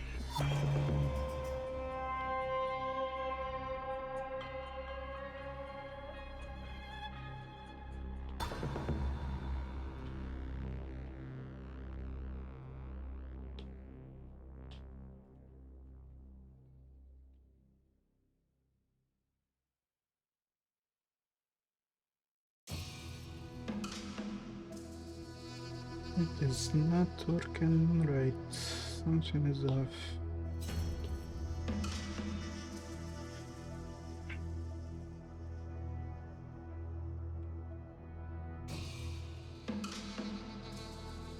Something is definitely off. You know what? For now, let me leave it like this. I just need to stamp another crack on top. Ah, maybe, who knows? Okay, for that,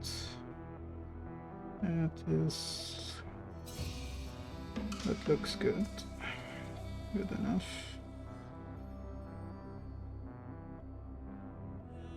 And I might add one on top. See what we can do here. Is this one?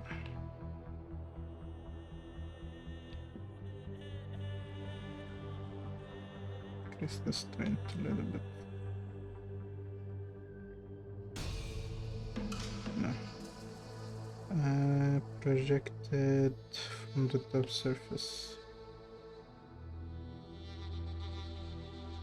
That looks good. Okay.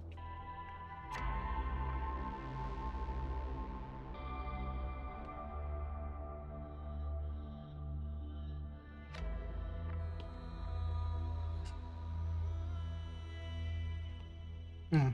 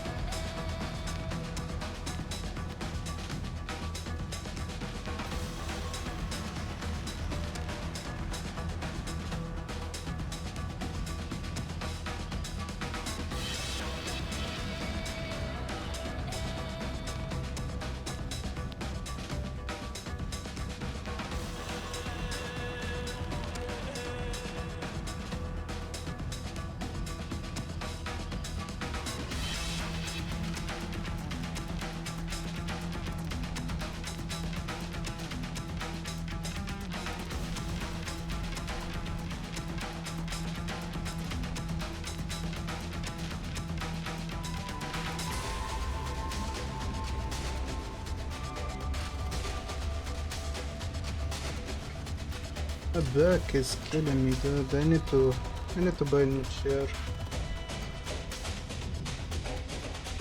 This chair is just painful to sit on. Oh my god. I need to stretch. Stretch. Okay, so I'm gonna try and test some textures on this tombstone just to figure out if this one is okay to let's see what it's called, amount of detail. Okay, if this model has enough amount of detail to use for texturing. So basically I'm gonna be exporting this model real quick.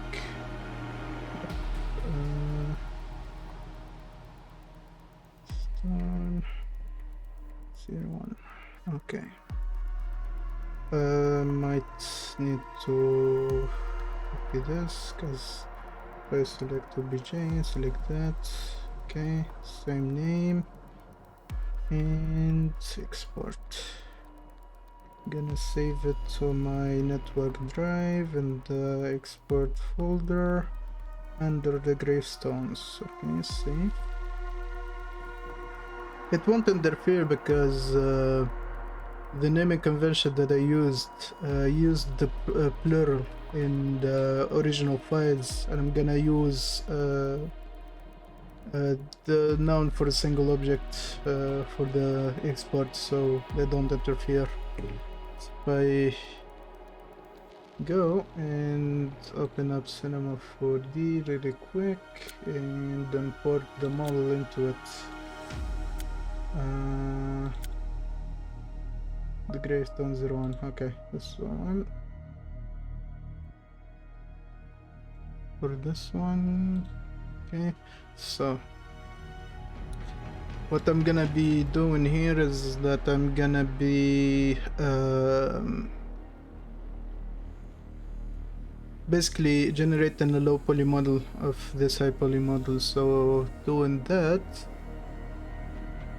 I'm gonna be doing that by simply using the polygon reduction tool and just putting this under here and disable 3D boundaries, because this one sometimes generate extra geometry that is not needed. I'm gonna set this to, gonna leave it to calculate first.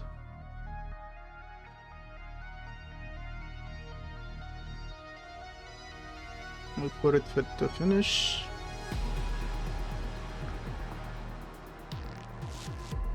Okay, it is done. Now, if I go here and select this, it reduced the number to 75,000 polygons. Basically, geometry optimized for the game. I'm gonna be targeting around, let's say for now, 2,500 triangles should be enough enough geometry to show off the detail without being extremely high poly. I just need to figure out something that when I'm gonna be doing UV unwrapping, it won't be a big hassle to get done. And I think let's do this. Let's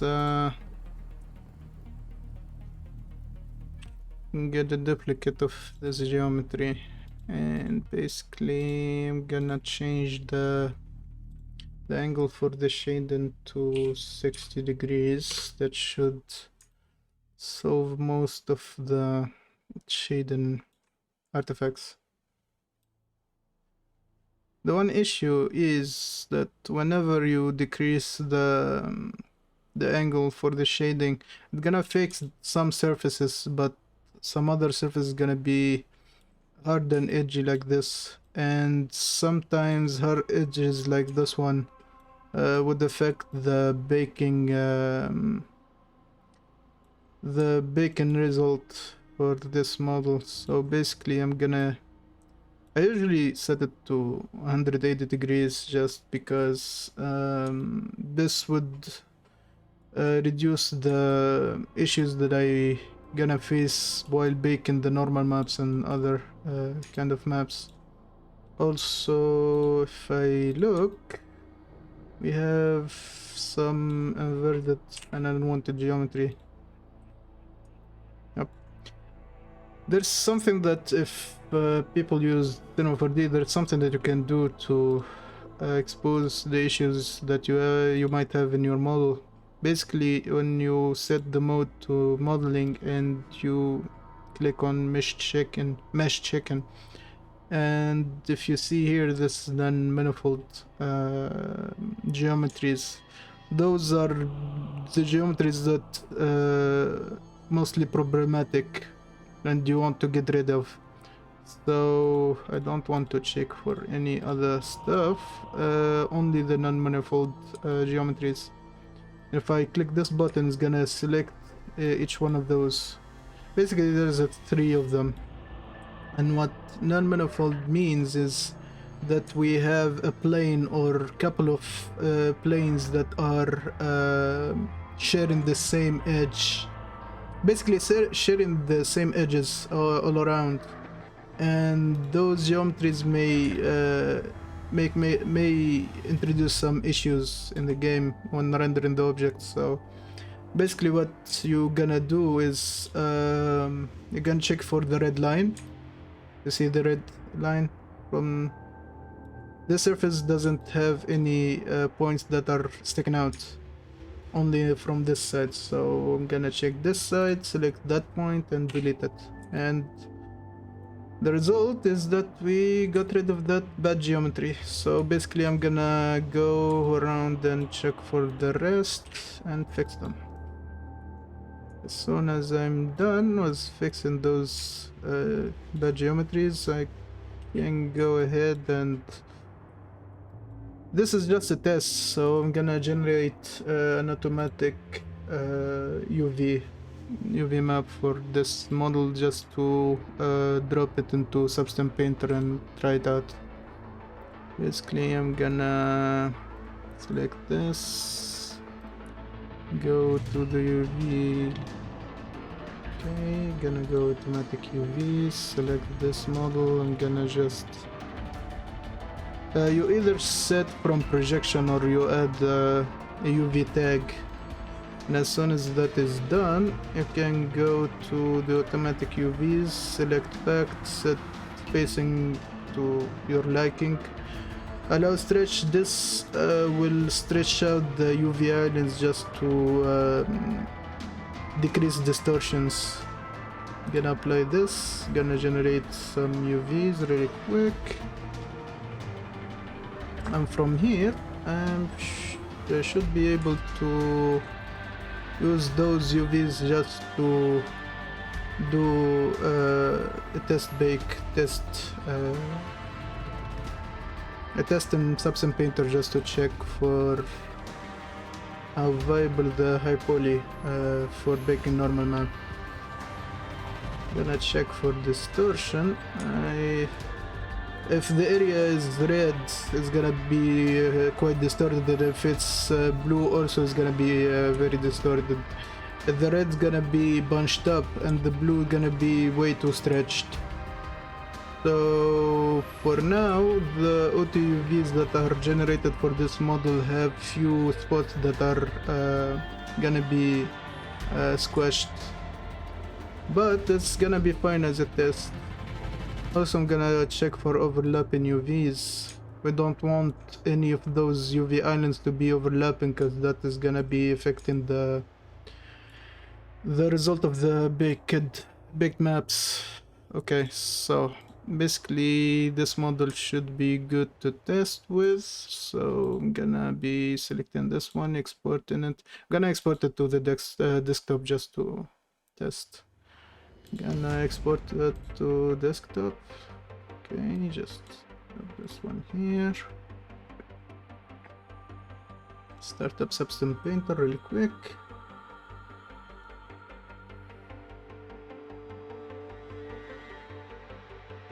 Okay, for non-artists, Substem Painter, this software allow me to basically paint materials on top of the 3D models. So if I want to have the model to look like rocks, I can just...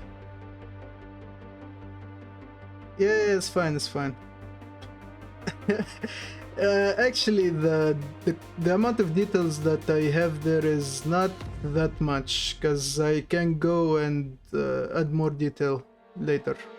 I just need to test the quality that is gonna be producing when I transfer the detail using that texture that I told you about, the normal map. You're gonna see it in action in a few seconds. Gonna go and grab the models that the model that I'm grabbing now is the lower detail model. This one is gonna be the one used in game. This is the one with less polygons, and I'm gonna go and bring up this screen. So this part, I'm gonna select the model with the higher poly count, the one that I just made in the software on the iPad. If I go here, export, get stones, 01, this is the one. I open that, and when I press this button, the bake button, is gonna be taken the information of the geometry that I made in the iPad, and it's gonna transfer that through the texture, the image that I talked about. It's gonna transfer that detail into the model with the lower poly count. So when I press that button and leave it doing its magic, it's gonna be hopefully transferring the detail. And if you look, you're gonna notice that yes, this is quite similar to the model that have the higher detail. If I bring it in cinema, it's gonna be... So this is the model that I made in the iPad. So if I'm gonna show you how dense the geometry is, this is the model that I've been working on. So this is the one. And if I hide this one and show you the lower quality one, this is the number of polygons in the one that is gonna be in game. And I just transferred the quality of the higher density one to the lower density one just by making that normal map. I can actually show you if I go to projects, I can show you the texture that is responsible on to transfer the detail. If I go to export resource and put it on the desktop, it's gonna be generating an image, and that image I can just show it here. So this image is the image responsible to transfer the detail from a higher density model to a lower density model. Basically, this image is like kinda cheating, kinda making an illusion that we have a higher quality model and yet we have lower quality model inside the game. So this is the base to transfer the quality to the lower quality model, and now I'm gonna do the step that is gonna make this model look like rocks. I should have something that is quite automatic to do this. Something like this one.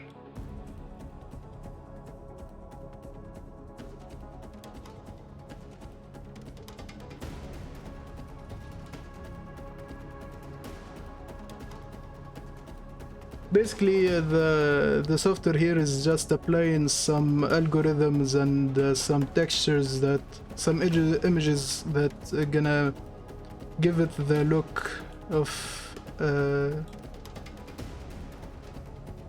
of gravestone made of actual stones. This is basically a preset that I made, that when I apply it to any model that I import into the software is gonna make it look like stone with moss on top of it and stuff. There is some other presets that I have that I might test and see if they work. This one is not looking that good actually. This one is like simple rocks with simple details. I might try something else. I go to this one. Do I have a material for rock? No, I guess not. This one is like a painted surface. Actually, fun fact, most of the gravestones in my country and a lot of other Islamic countries are actually painted, not just bare rocks. Some of them are actually made of marble, not rock, not actual concrete or something like that. You might find that in the US also, some do their tombstones with marble. Marble is just more durable. It keeps its shape for a long while exposed to the elements. Let's see, libraries. Do I have stone?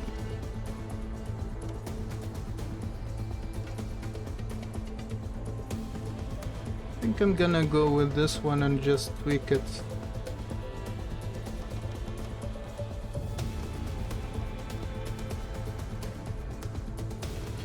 Yeah, basically, it used to be something that we do with Photoshop. Like you open Photoshop and you basically have an image like this one, and you just paint it by hand on like each pixel like you wanted to have the color of stone, and you paint the moss on top of just a 2D plane like this one, and you import that into the 3D software. It's gonna be showing like stone. But this software has been released since 2012, I think, and it basically gives you the tools to use algorithms and use masks that are generated by the high poly geometry to give it the look that you want without spending too much time painting it by hand. Because doing this by hand is gonna take like hours, maybe days. And now we just, if you spend some hours to set up some presets, you just drop them onto the model and you have the texture that you want within seconds. So let's say that I'm gonna be using this preset. What I need to do is maybe just...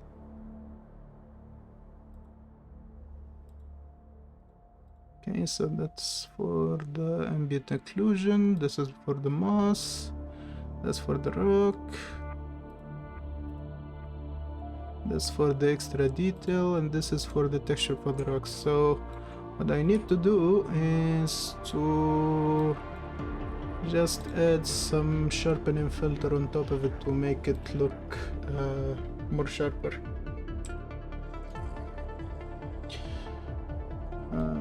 This one, put it just clear on top, and this should make it sharper. Okay.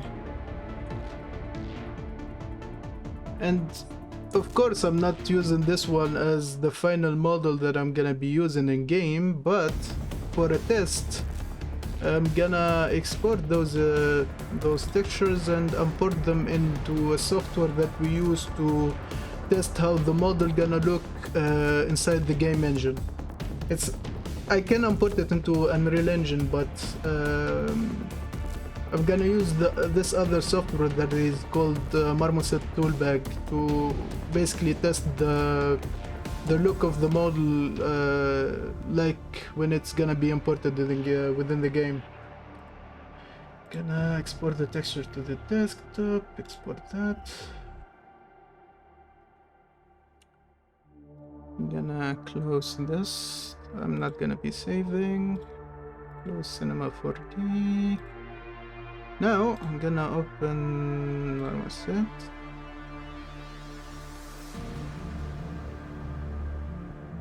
So I'm gonna drop,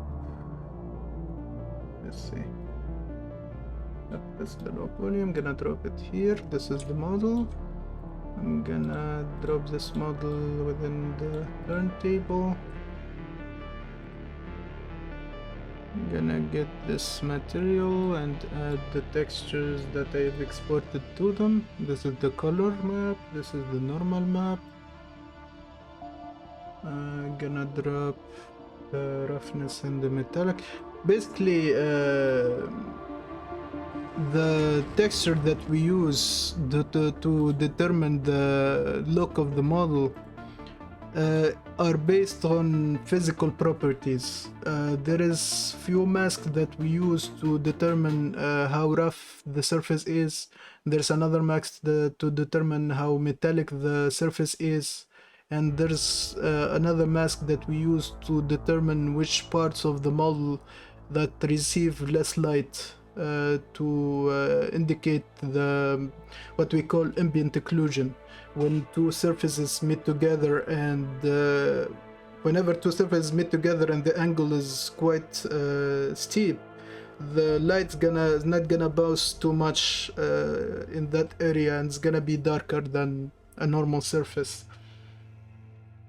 And basically I'm importing those masks into this software to show how the model gonna look within the game. Basically I think that's it for now, and I can just press this button and it's gonna show me the model from all angles.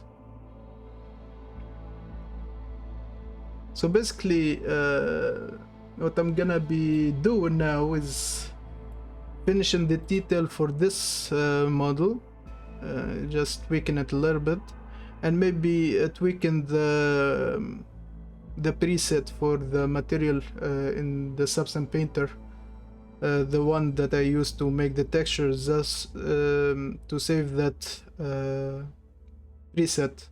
So whenever I finish any other gravestones, I'm gonna be using the same preset on all of them just to make them look similar, because basically they are located in the same location. Okay, so this as a test look good enough, and I just need to make sure that I have enough surface area to add text later, because we are gonna be engraving the text using. I can do it within the model, but I should add the text in the texture itself, because sculpting it in the model is gonna take some time to do, and that time that I might not have from here and until those models are needed for whatever purpose that they are made for. Okay, so what I'm gonna be doing now is that I'm gonna be starting up the software for sharing the screen for the iPad really quick.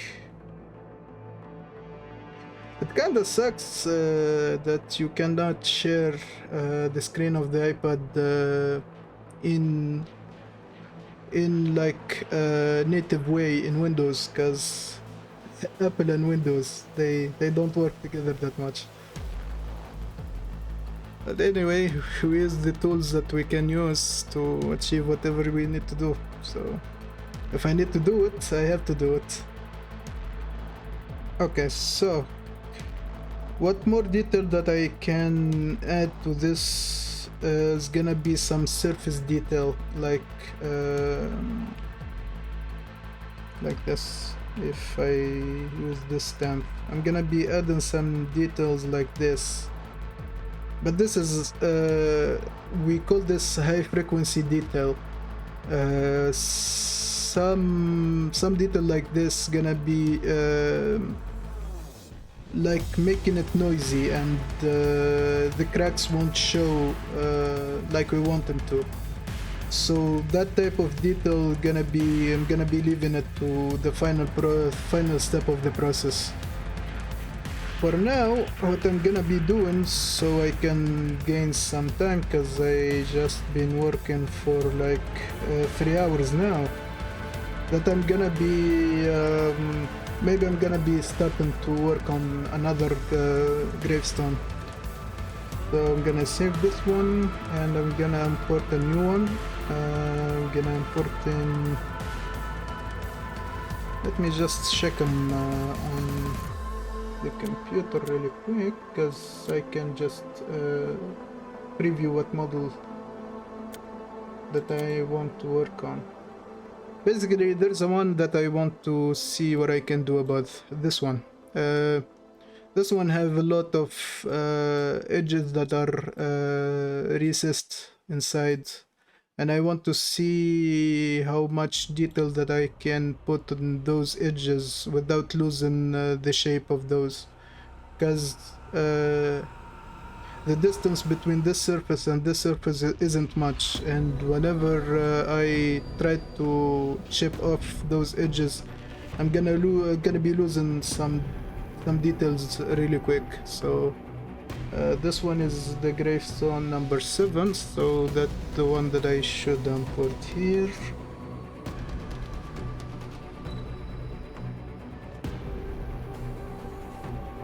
Triangle data has been found. What? Huh, interesting.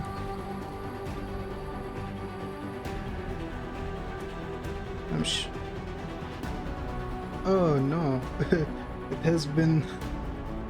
What? When did that happen? All of them. This is actually something that I didn't expect to see. How is that even possible?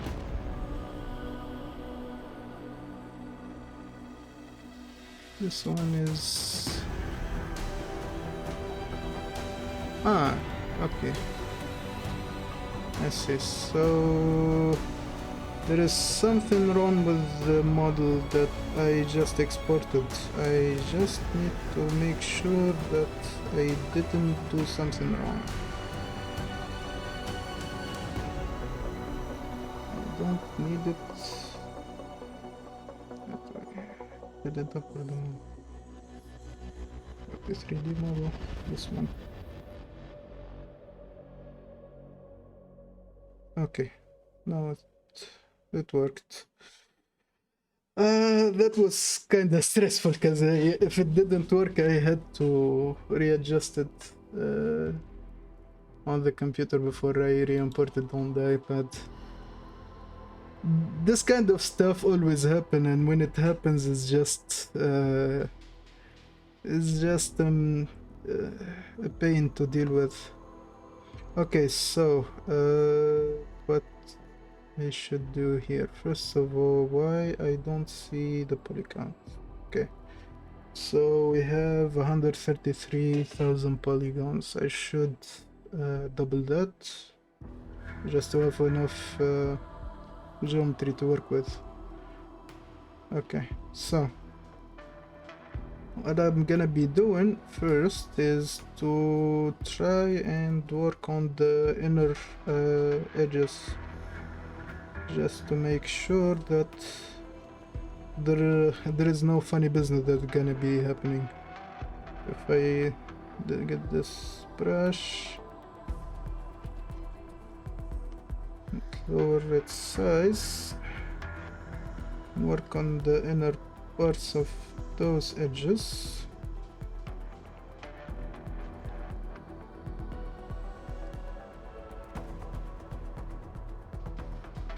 Okay, it kinda works. It's not too apparent, but it kinda works. I'm not losing that much detail.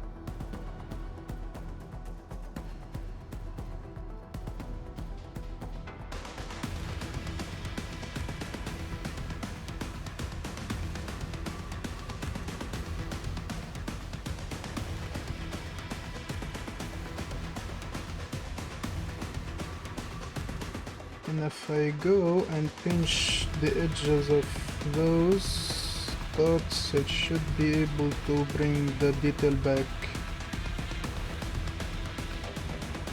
Like the definition between each step of those edges. Yeah, that kinda works. We need the planer on. Okay. And it's just working extra hard, I guess. Need to tap lightly on the pen. Okay.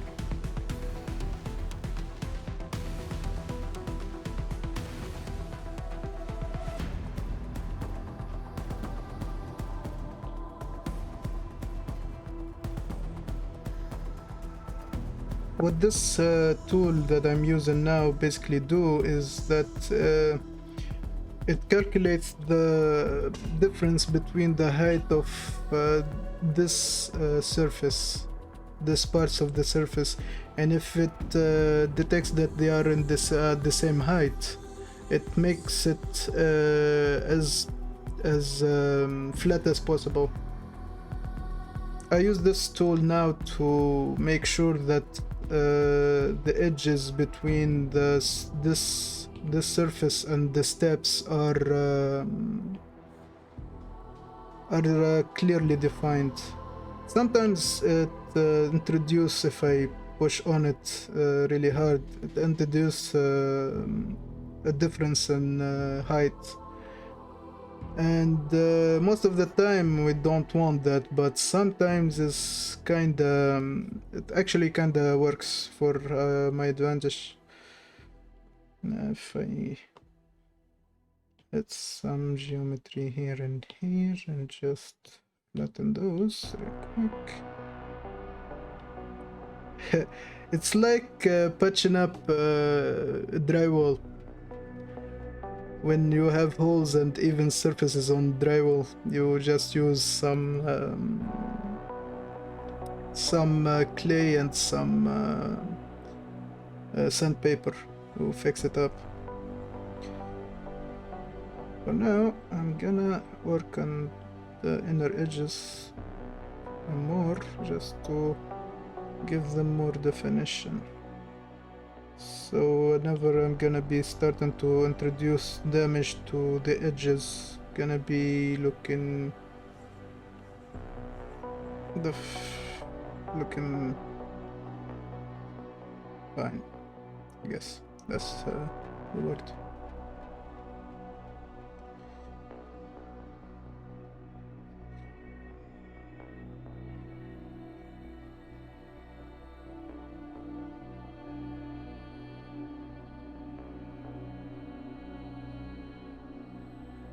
This stream is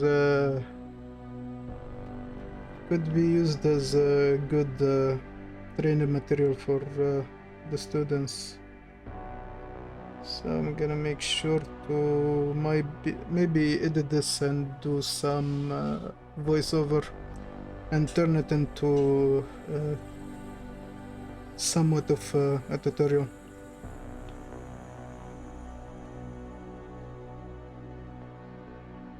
It's a shame because a few years back I used to stream classes that I teach. The only issue that all those classes are in Arabic, and I know that most of people that yeah, sure, I try to keep it educational. As I was saying, most of the classes are in Arabic, and I know that a lot of people that watch that are not Arabic speakers.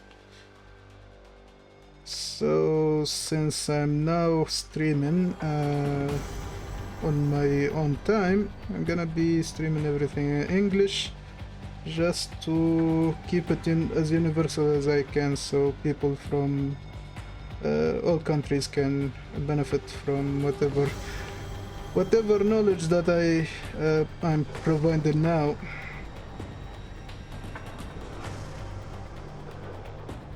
Knowledge is power, and it's also something that we need to preserve, because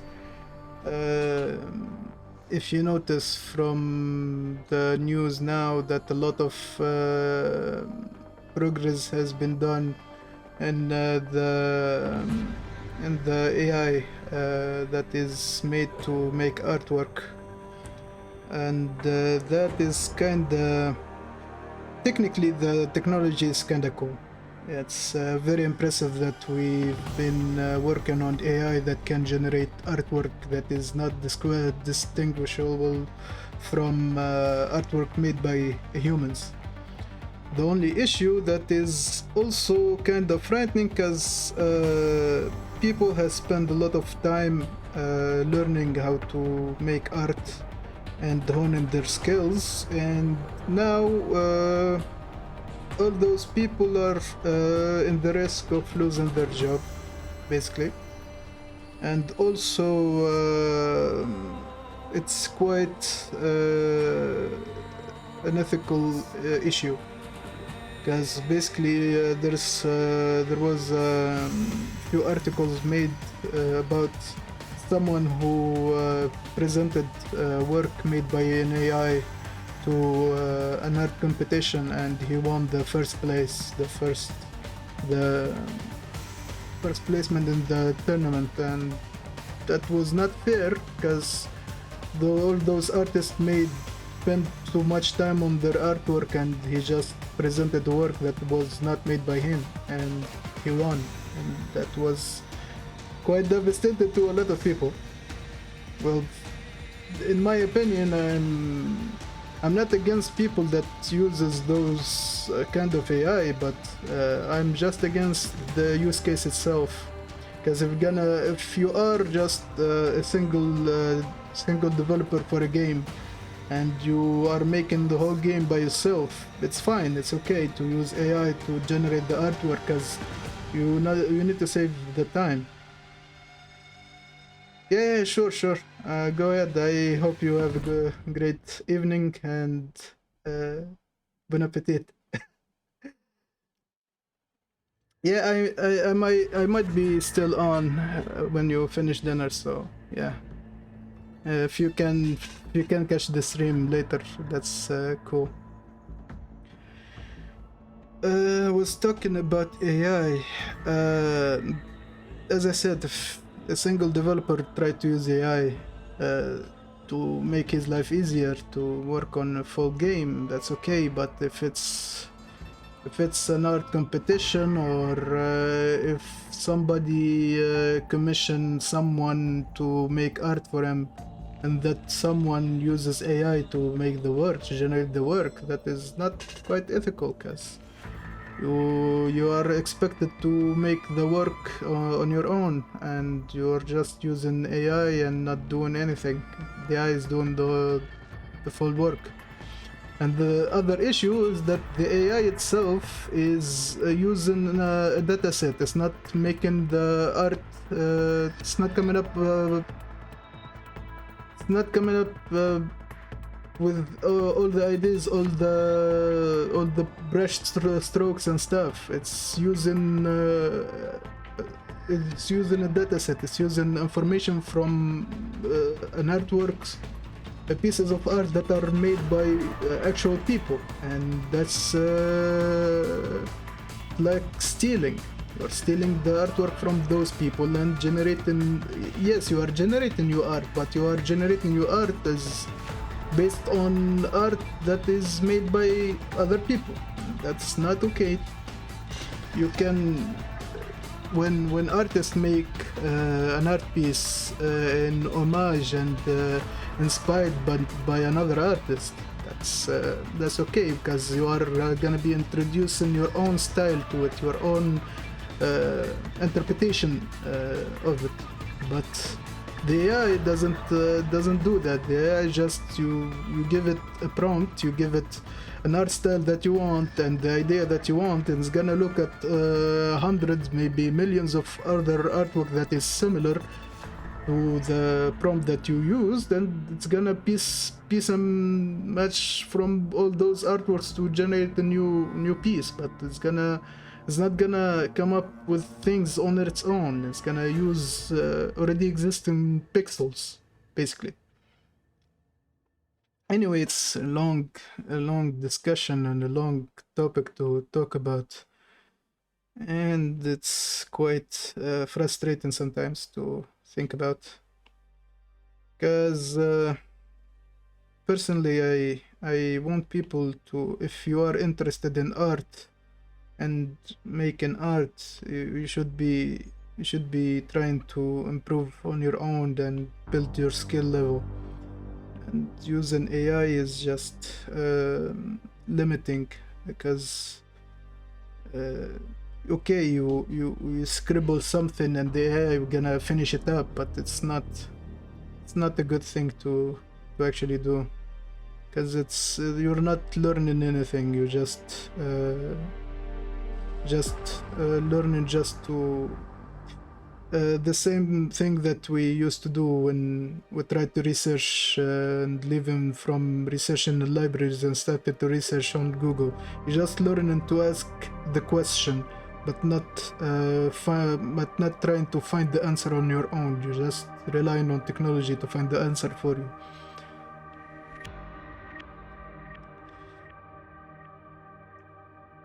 Anyway, I'm hoping not boring anyone with my rambling about AI and artwork and that kind of stuff.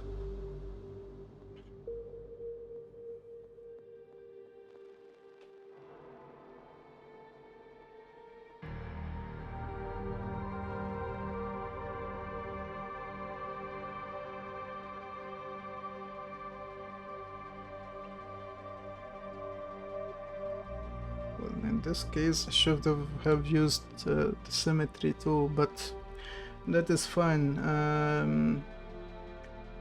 Working on one side and next working on the other side manually is better in this case, because it make it seems more organic. I need to get some water. I'm getting dehydrated.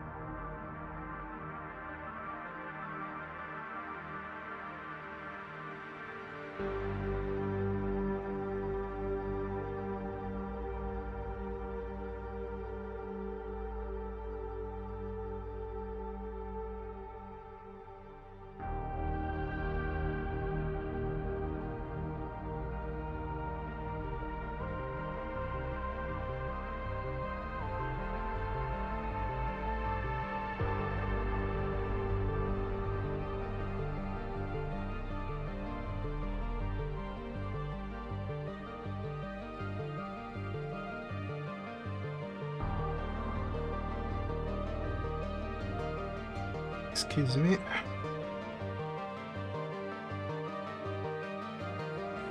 TNT just builds up gas, and burping isn't something that you can avoid here.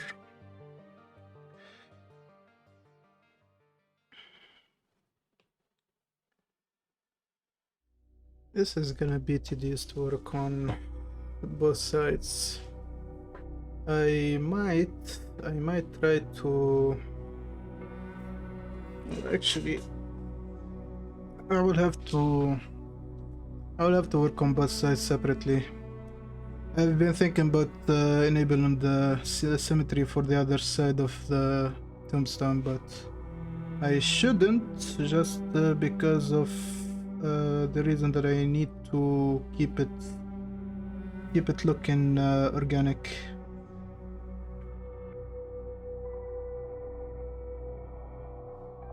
This is gonna be quite a long stream because I have to get some of those done by the end of this weekend because they are needed for the promotional event that we have in the game.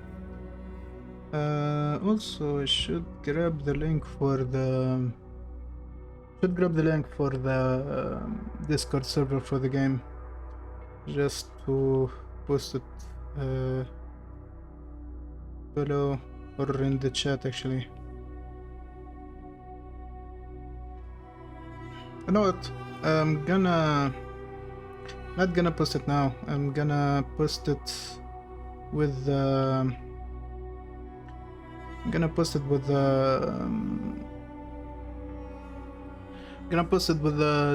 description of the VOD on YouTube, just because it's gonna be accessible there better than on Twitch. The only issue with Twitch that the VODs, I'm not affiliate, and the VODs only remains for 7 days, and if I set it in my bio on Twitch, it's not a good place for it, just because actually it might be a good place, because whatever gonna be mentioned in the game that I'm working on, I would like people to have access to their Twitter and their Discord server, just to support the game. I just need to remember to do that. Okay, so I'm gonna increase the brush size and go for it. Just need to remind myself to tap lightly with the pen, because this shouldn't be aggressive. Okay.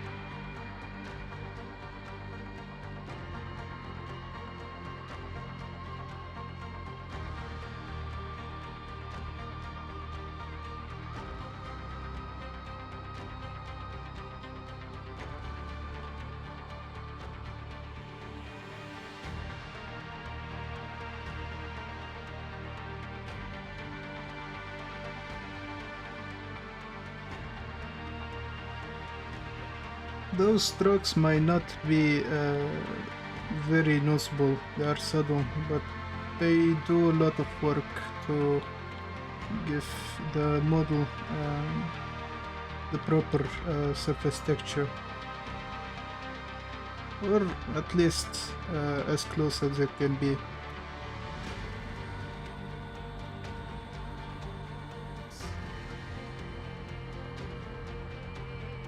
Little things go a long way when working on stuff like this.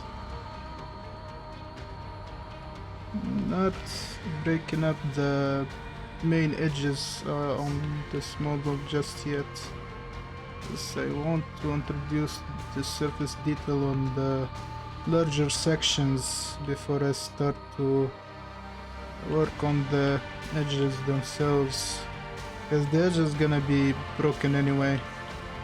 Just need to get the extra details first, just to make those kind of surfaces uneven and more natural looking. In this area I'm gonna add some on the main surface here before I start to work on the edges like I was doing before. Okay.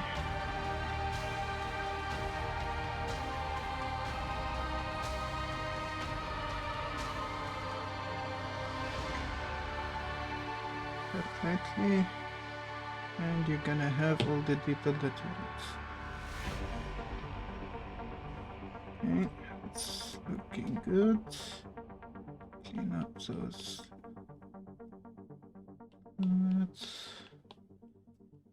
Okay, now I should work on the main edges like I did on this side.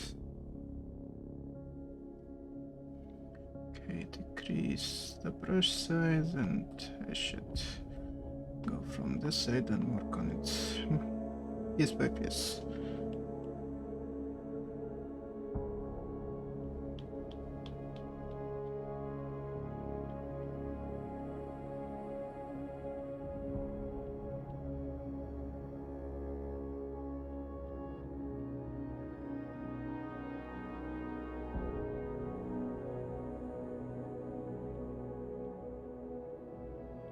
I need to give them another pass with the pinch brush just to tighten up the details more.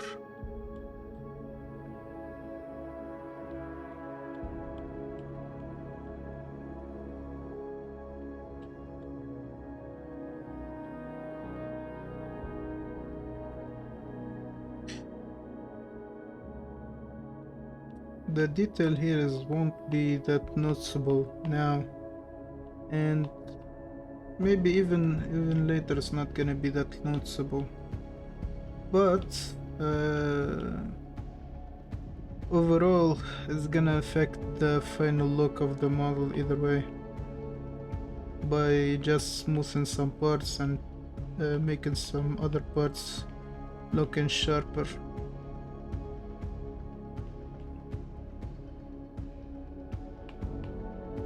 And also after I go through with the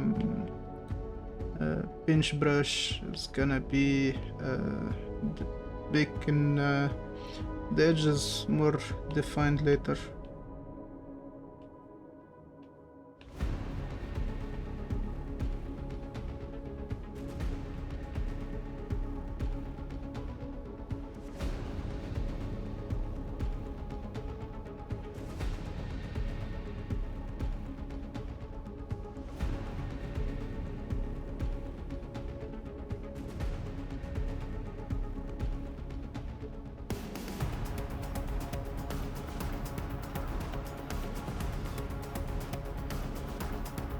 Kinda hard to keep track of the edges just because of the shading. Because sometimes you confuse the outer and inner edges just because of the shading. But you have to try to keep up and keep track with what areas you are working on and detail that you already introduced into the model, to make sure that you keep edges as defined as they can be, especially when working on things like stone made objects, objects that are made of stone. Excuse me. Okay.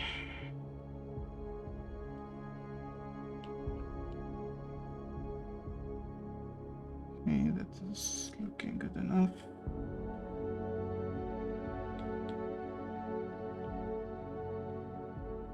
Yep, but the first time, first couple of places that I worked on, it took more time than what is taken now. But at least that's good.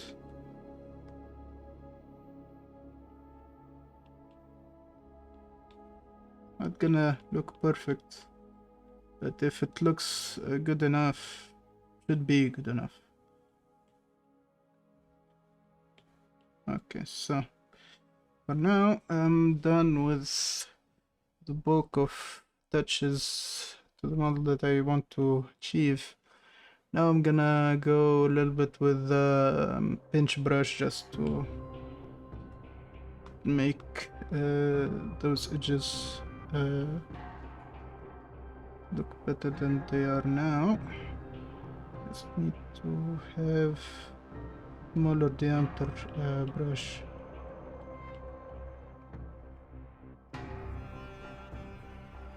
Maybe just a little bit bigger.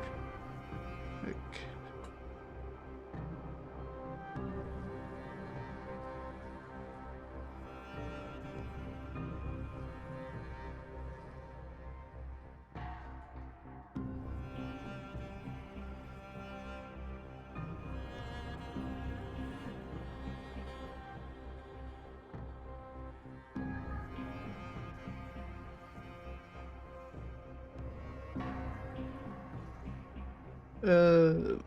some of this detail gonna be lost anyway when I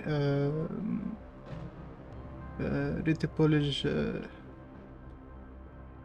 remesh the surfaces, because when I remesh the surfaces it's gonna smooth out a little bit of the model, so should be aware of that at least. I'm not looking for perfect result, just looking for consistent result. And I think this side's gonna look way better than the other side, just because I didn't spend too much time on the other side. This one is more sharper. It's not gonna be that much of an issue. As soon as I remesh, the lost detail gonna unify the look of this part and the other part.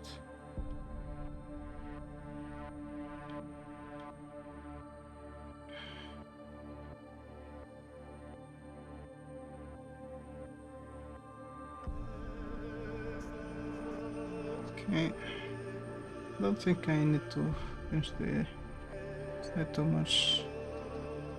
This one should be quick work. Just to say quick.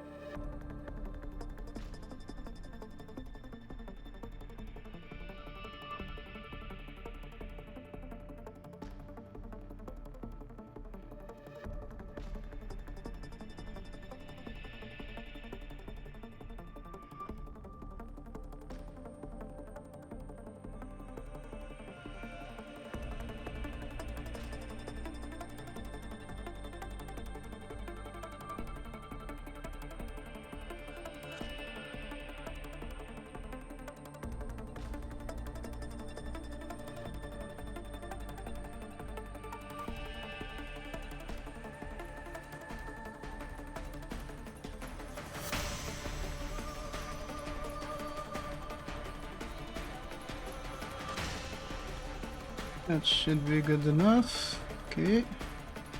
Now at least the most of the edges are quite defined and have good detail to them. Now should be good to do this. Let's see. I go here and remesh that real quick. It's gonna take some time. Gonna be waiting for it.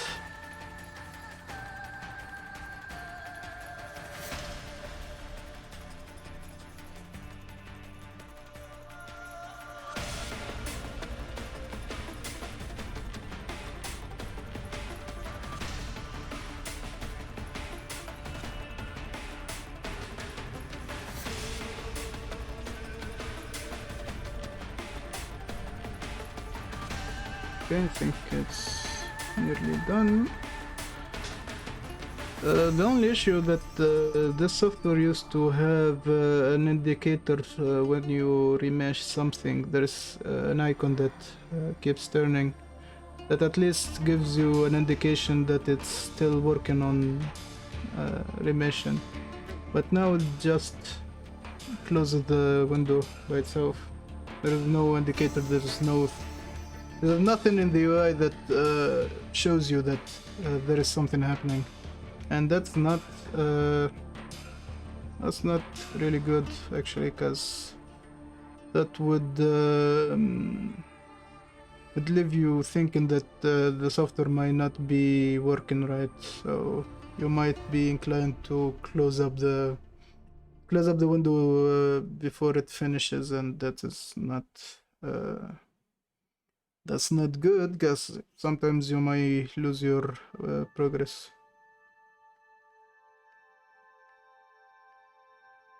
This one is 07. Okay, just to check.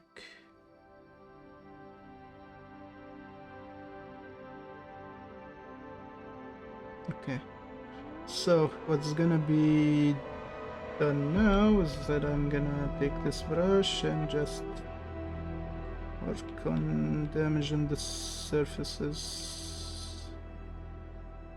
and getting things looking damaged and old and decrepit and stuff.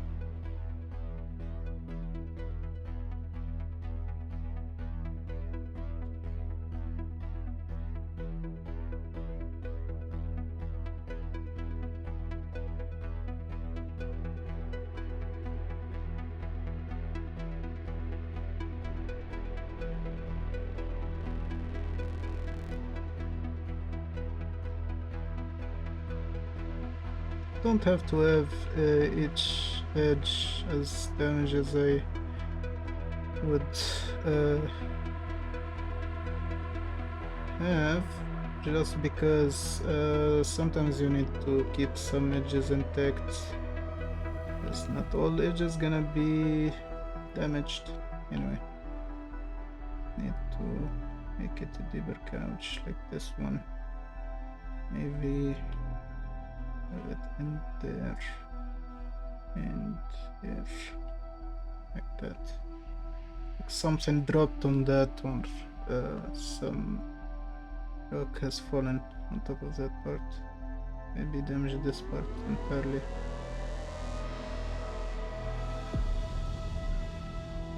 Maybe damage this side slightly from here and get it more damage bottom. Some damage here.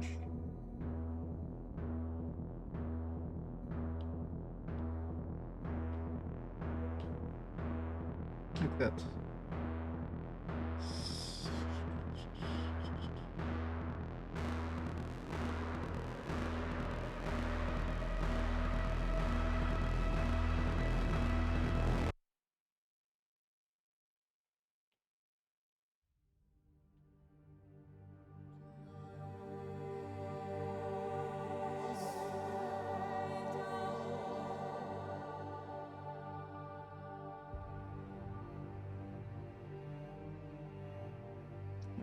The bottom of this stone shouldn't be that damaged, just because if it was standing and a little bit underground, it won't be exposed to external damage that much.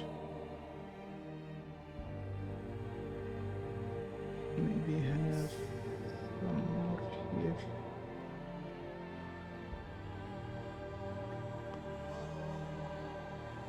Maybe have it extend from this side.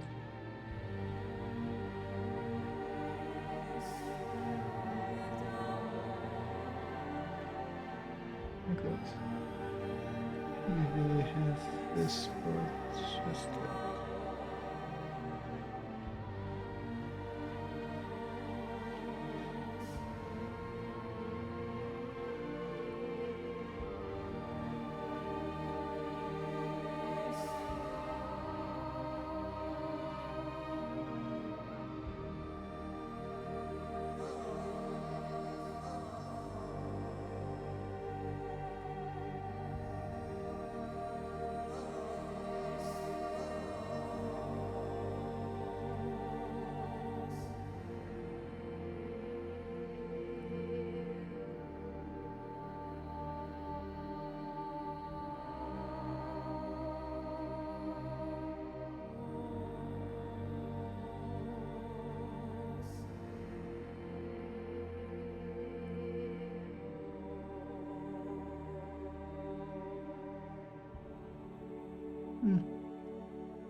This would look good enough, I think. I don't want to spend a lot of time on each one, because it's all about the silhouette, the shape, the shape of the model if you're gonna be looking at it without any other textures. The big detail mostly, because the little details and the surface textures, I should be adding those using Substance Painter, not in the sculpt itself, just to keep it simple in terms of workflow, and also keep it flexible, because whatever detail that I hard set in this part, I will be stuck with later. So if I keep it just to the big details, I should be better off. Might want to introduce some cracks real quick. This one I would like to add this crack, like not exactly like this, something from the bottom, something like that. As I said, the issue is when I have the back face, it kind of affects those parts, which I don't want to affect. Let's see if I use the mask and set it also to back face. Okay, should be able to mask off, just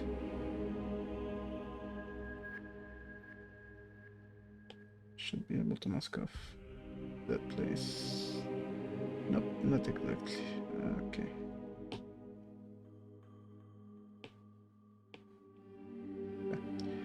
I draw it to increase the strength. I mask off this place by brush, should not affect the other side. Okay, that's good. I want to mask off that, flip it, and I want to use the stamp and stamp this area with a crack like that. Should not affect the other side. That is good. Go back to the mask. I'm gonna just that real quick.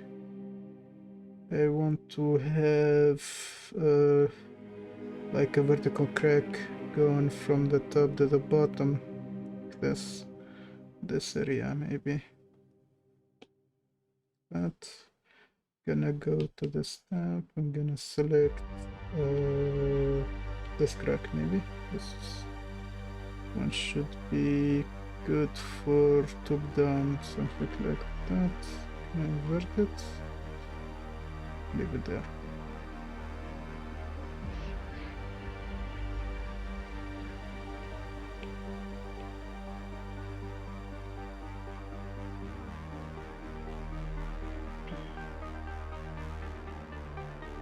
Now I shall just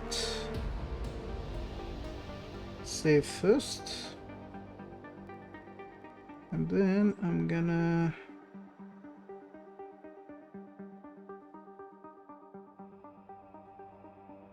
I might also add one more crack on this side. Something like this.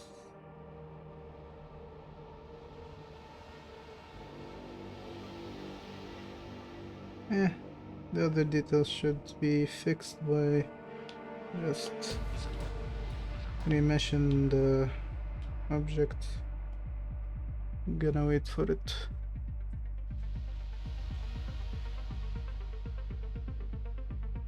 I'm gonna hop from one gravestone to another right now. I'm not gonna be testing the textures for now, because the first test that I did with the first gravestone, that should be enough to give me an idea on what to expect when I finish the mole. Also, I might use another type of material for the rocks. Let's see how this goes.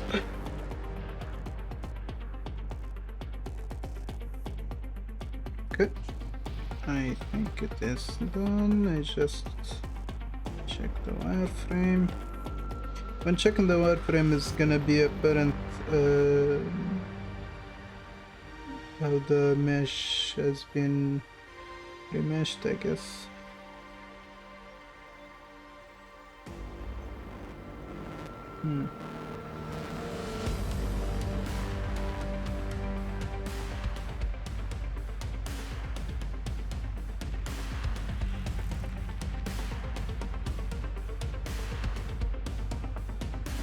The only issues of this type of cracks are in a higher frequency than the ones that I've downloaded before.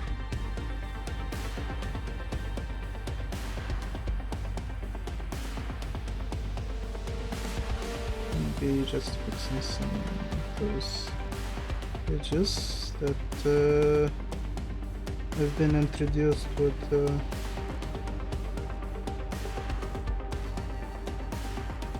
cracks.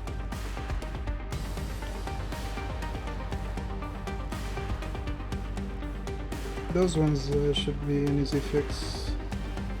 Just need to fix the geometry here just a little bit. Like that. Now I just need to flatten this part.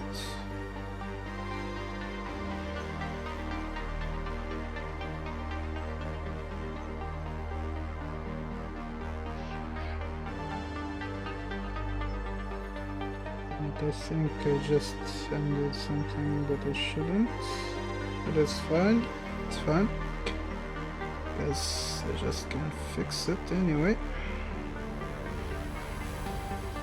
and that should be good.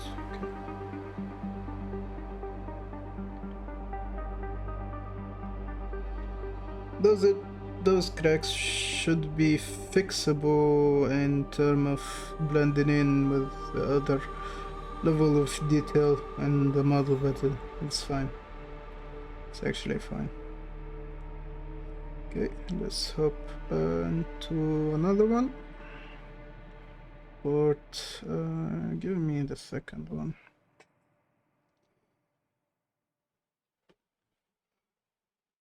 This one looks like a monolith, basically. This one should not be that hard to add detail to. I usually try to have a break each 4 hours, like 20-minute break in each 2 hours, 4 hours. This one, the second. Okay. It have been like 3 hours now, 4 hours of work now. The stream has been up for about 3 hours, I guess. Let me just check very quick.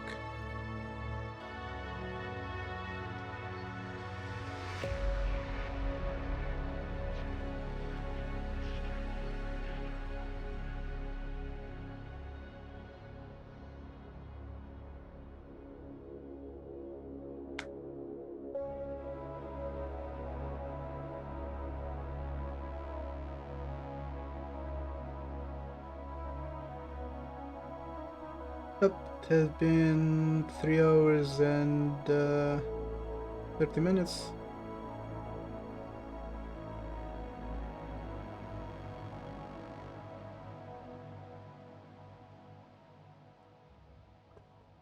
Okay.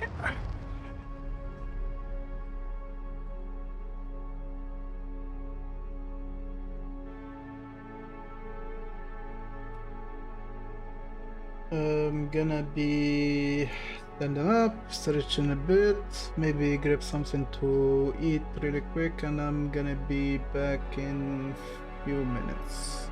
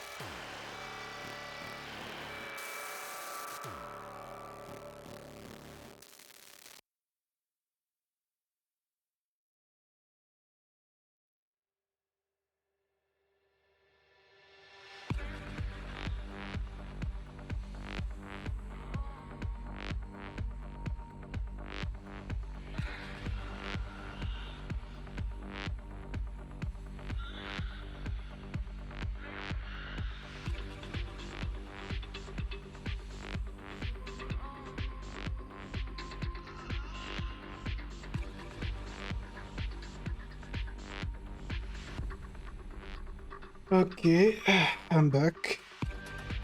So,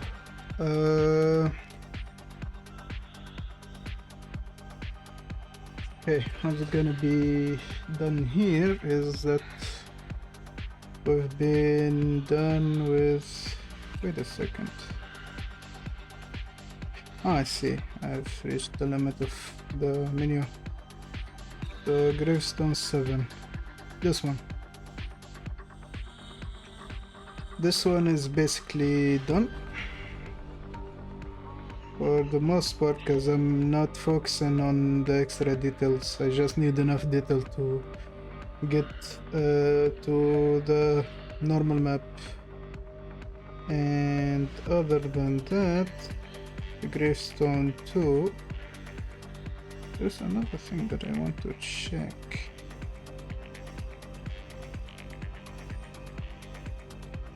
Need to check. Okay, that one is saved under user 1. Okay, so I just need to work on this one now. Since this one have simpler geometry, I should be able to just go through one as fast as I can. I'm not gonna be spending too much time on this. Just need to use the flat. Okay. There is something off about the app.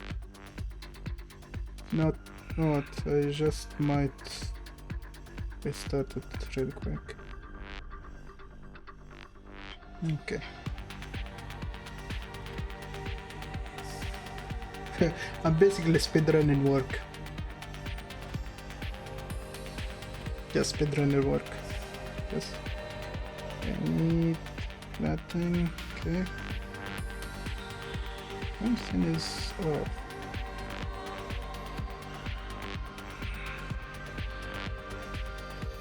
No, really, something is quite off. Let me try this. I see. I didn't select the object to start working on it. That's why it was not working. It is fine, I guess.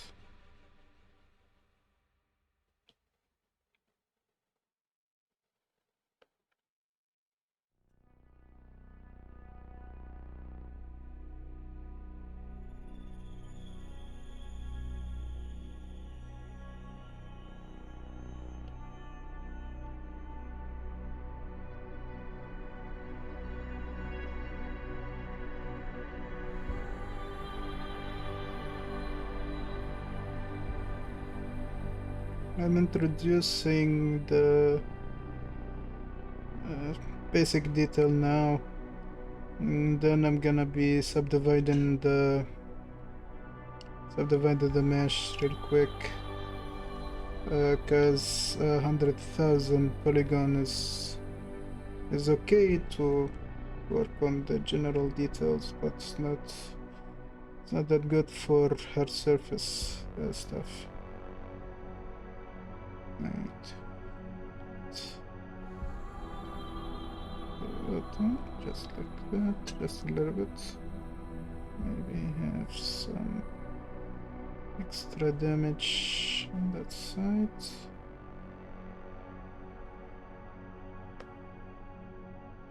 Maybe just touch here.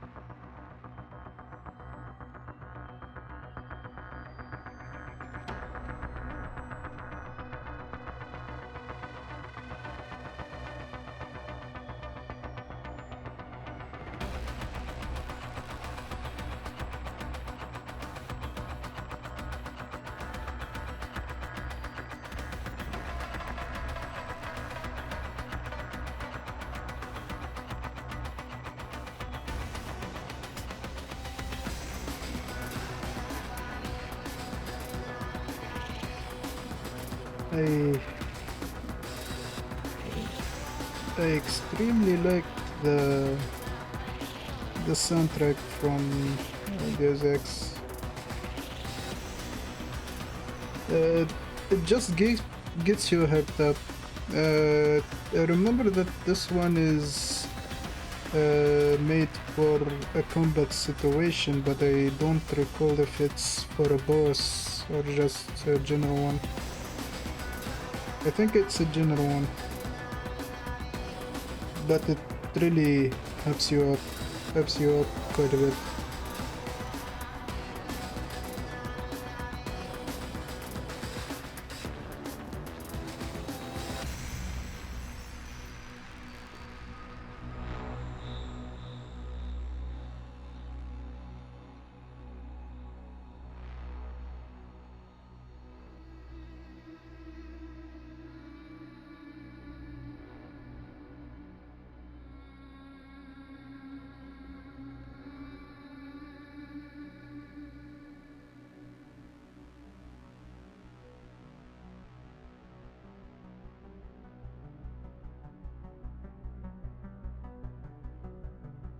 Yesterday I've watched Jujutsu Kaisen Zero. It was quite an interesting movie, especially that it doesn't share the main character with the main series.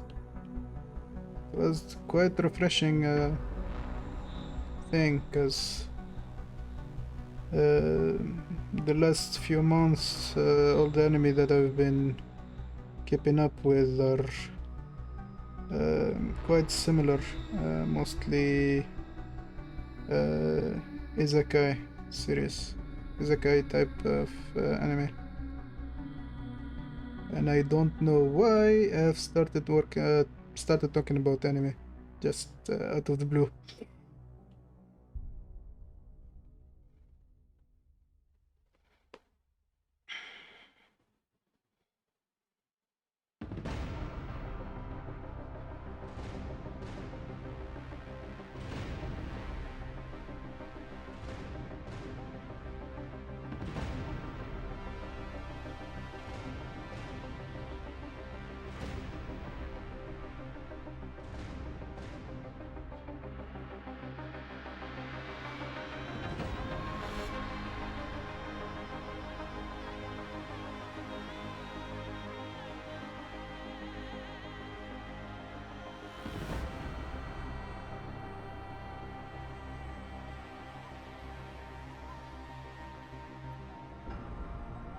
That looks convincing enough, right? So some interesting shapes in this part, like this. Yep, that looks good enough. Okay, just need to finish this really quick. That wasn't good enough.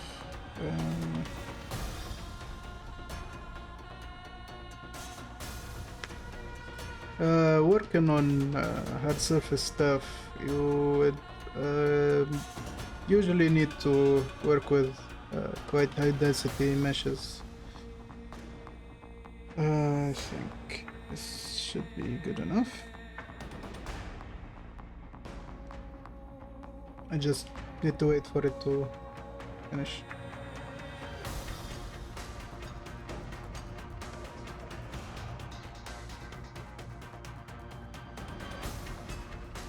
Okay, so should be apologized. I'm thinking of just leaving this one without any cracks, just because I don't have to introduce cracks to each and every one. So let's leave on this one without any cracks, just for the novelty of it. I'm gonna be going exporting a few of those, just in this one, OBJ, and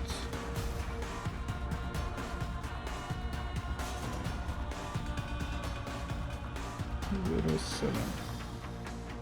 Okay, let's put that one. Save the file and save it there. To check it out on the computer really quick.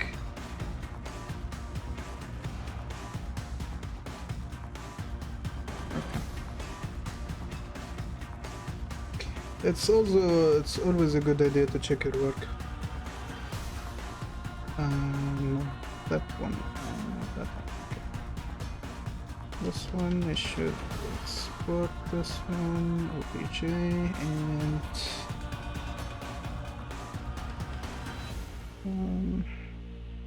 02.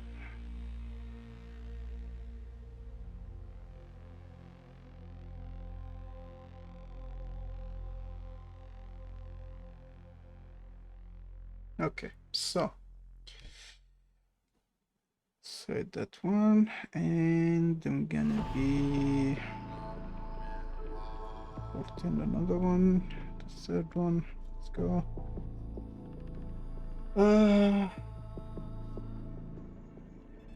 I still have to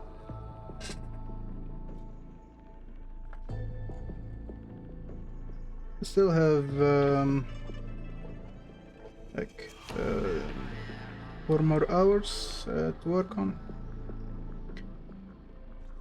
I actually what time is it? It's 7 p.m. 7:15. So I don't know, I might go and grab something to eat outside.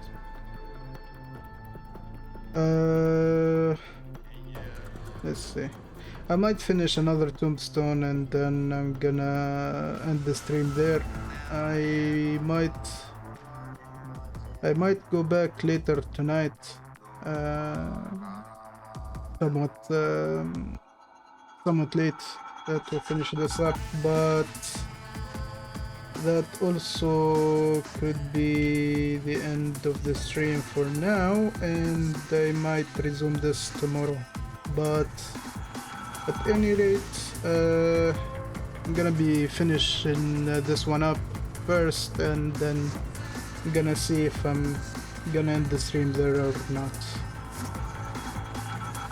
Because I'm getting hungry, I need to go get dinner, and also my back is killing me because my chair is just a nightmare to sit on, so let's see. Okay, for this one is way simpler shape, but there is some detail that I need to preserve, which is this part of the model, the part from here to here.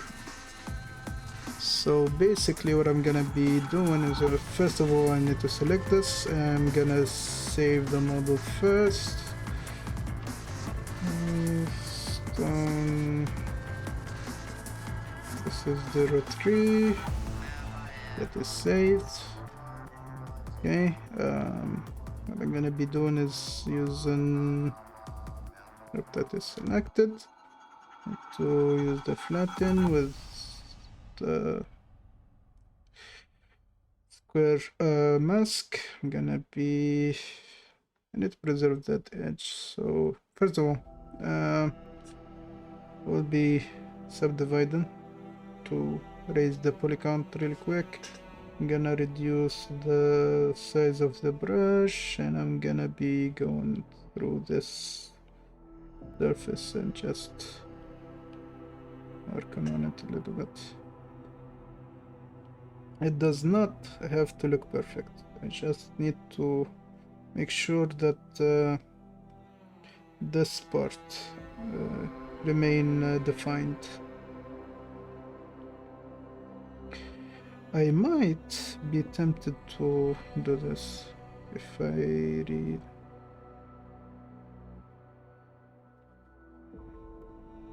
Okay, that's enough. Okay, if I go to symmetry, activate symmetry, and I'm gonna do symmetry on the y-axis, no, on the z-axis. Okay, so whatever I do on this side is gonna be mirrored on the other side, but I'm gonna just use that for this edge from here to here, just to reduce the time that it's gonna take me to work on this. basically, oh, first of all, I should take care of this part. The issue here that I need to reduce the brush size quite a bit.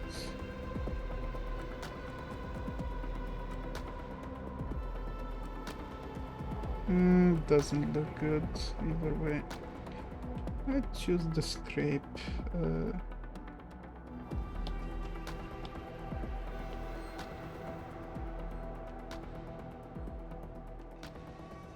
Then I'm gonna use maybe the planer just to redefine that edge. Then I'm gonna use the flatten to work on the edges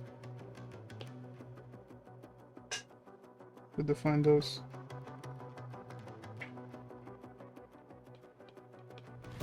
Okay, something like that.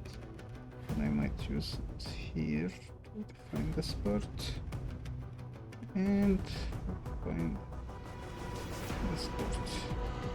It uses the direction of the camera also sometimes. That's why it's kinda hard to work with the edge.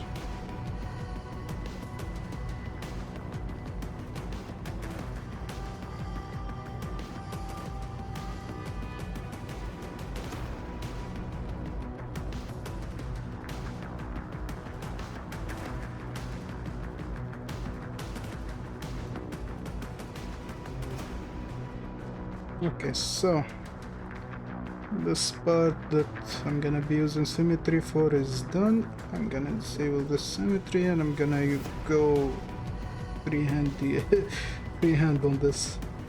Okay.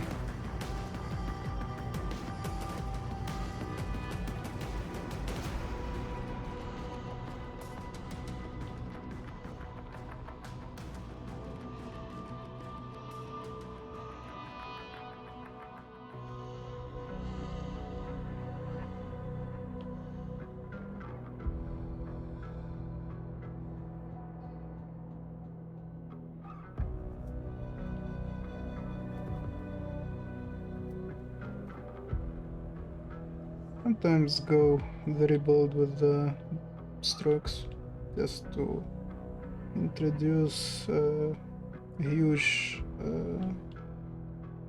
chunks that I might need to add detail. Just attack them from all the angles just to give them as hard of an edge as I can. Might want to introduce something here.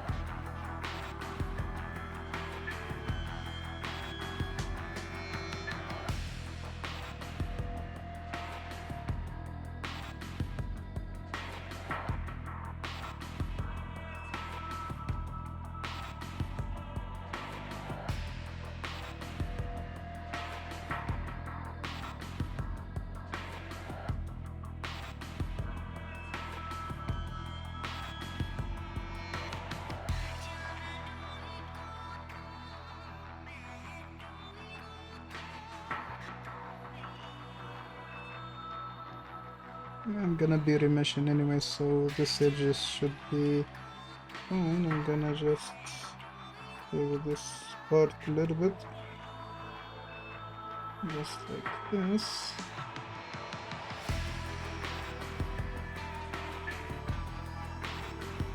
Now I'm gonna go bold and use a huge brush, just not to take that out, but type lightly just to introduce some surface defects, surface gouges and stuff. Might not be super apparent, but should help with the final look.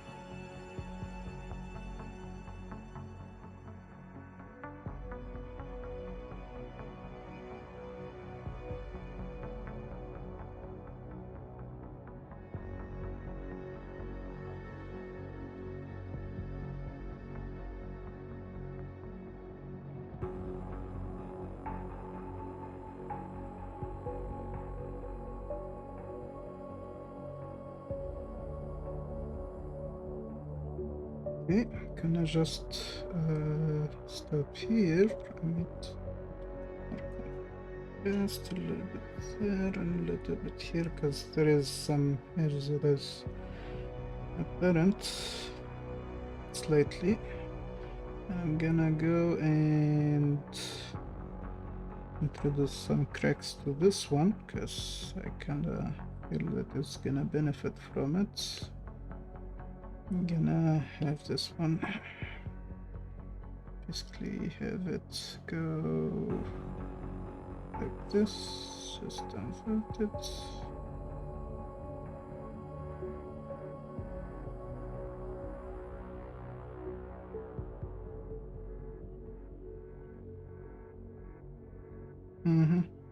I didn't remember to do that. Anyway, just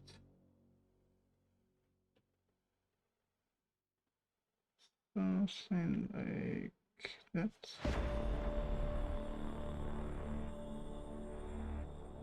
And clean those up. And I might use another one, like this one, and use it down here on the bottom.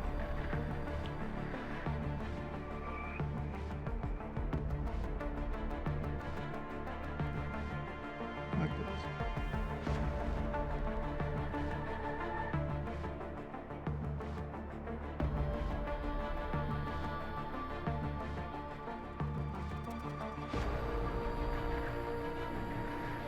And I just need to save first. Then I'm gonna be... No. That's the mistake. I mesh it way too low. Okay. That.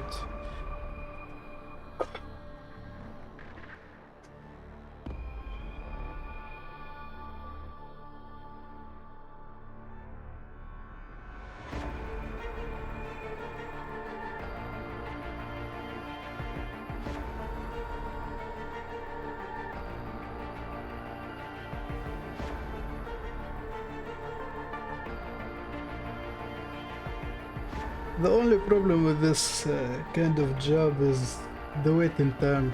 When you press a button and you have to wait like minutes. It's just twiddling with your thumb but just waiting for a few minutes.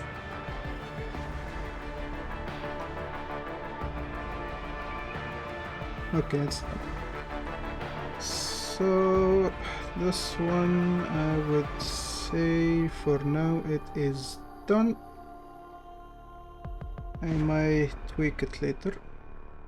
Okay, so let's just what I'm gonna be doing. Oh, that's fine. I'm gonna save. Just probably save that. I'm gonna start this one very quick.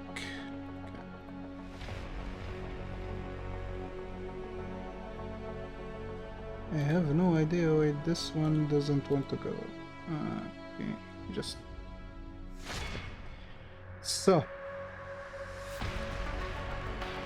for now I'm gonna be stopping the stream here because of course I need to go grab some dinner and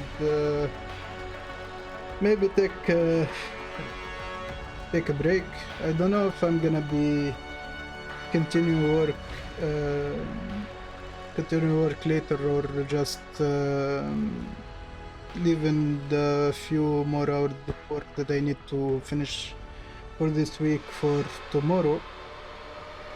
And I might just do that. I might just finish the work tomorrow because my back is killing me and I need to take a break.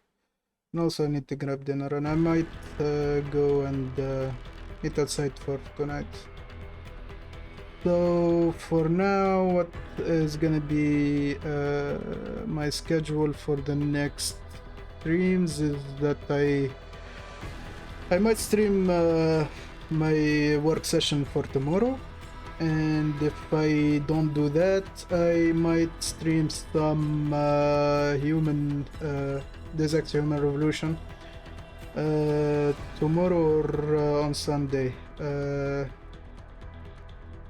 I don't know. If I have some time tomorrow, I might stream it tomorrow, and if I don't have time tomorrow, I will just stream that on Sunday evening.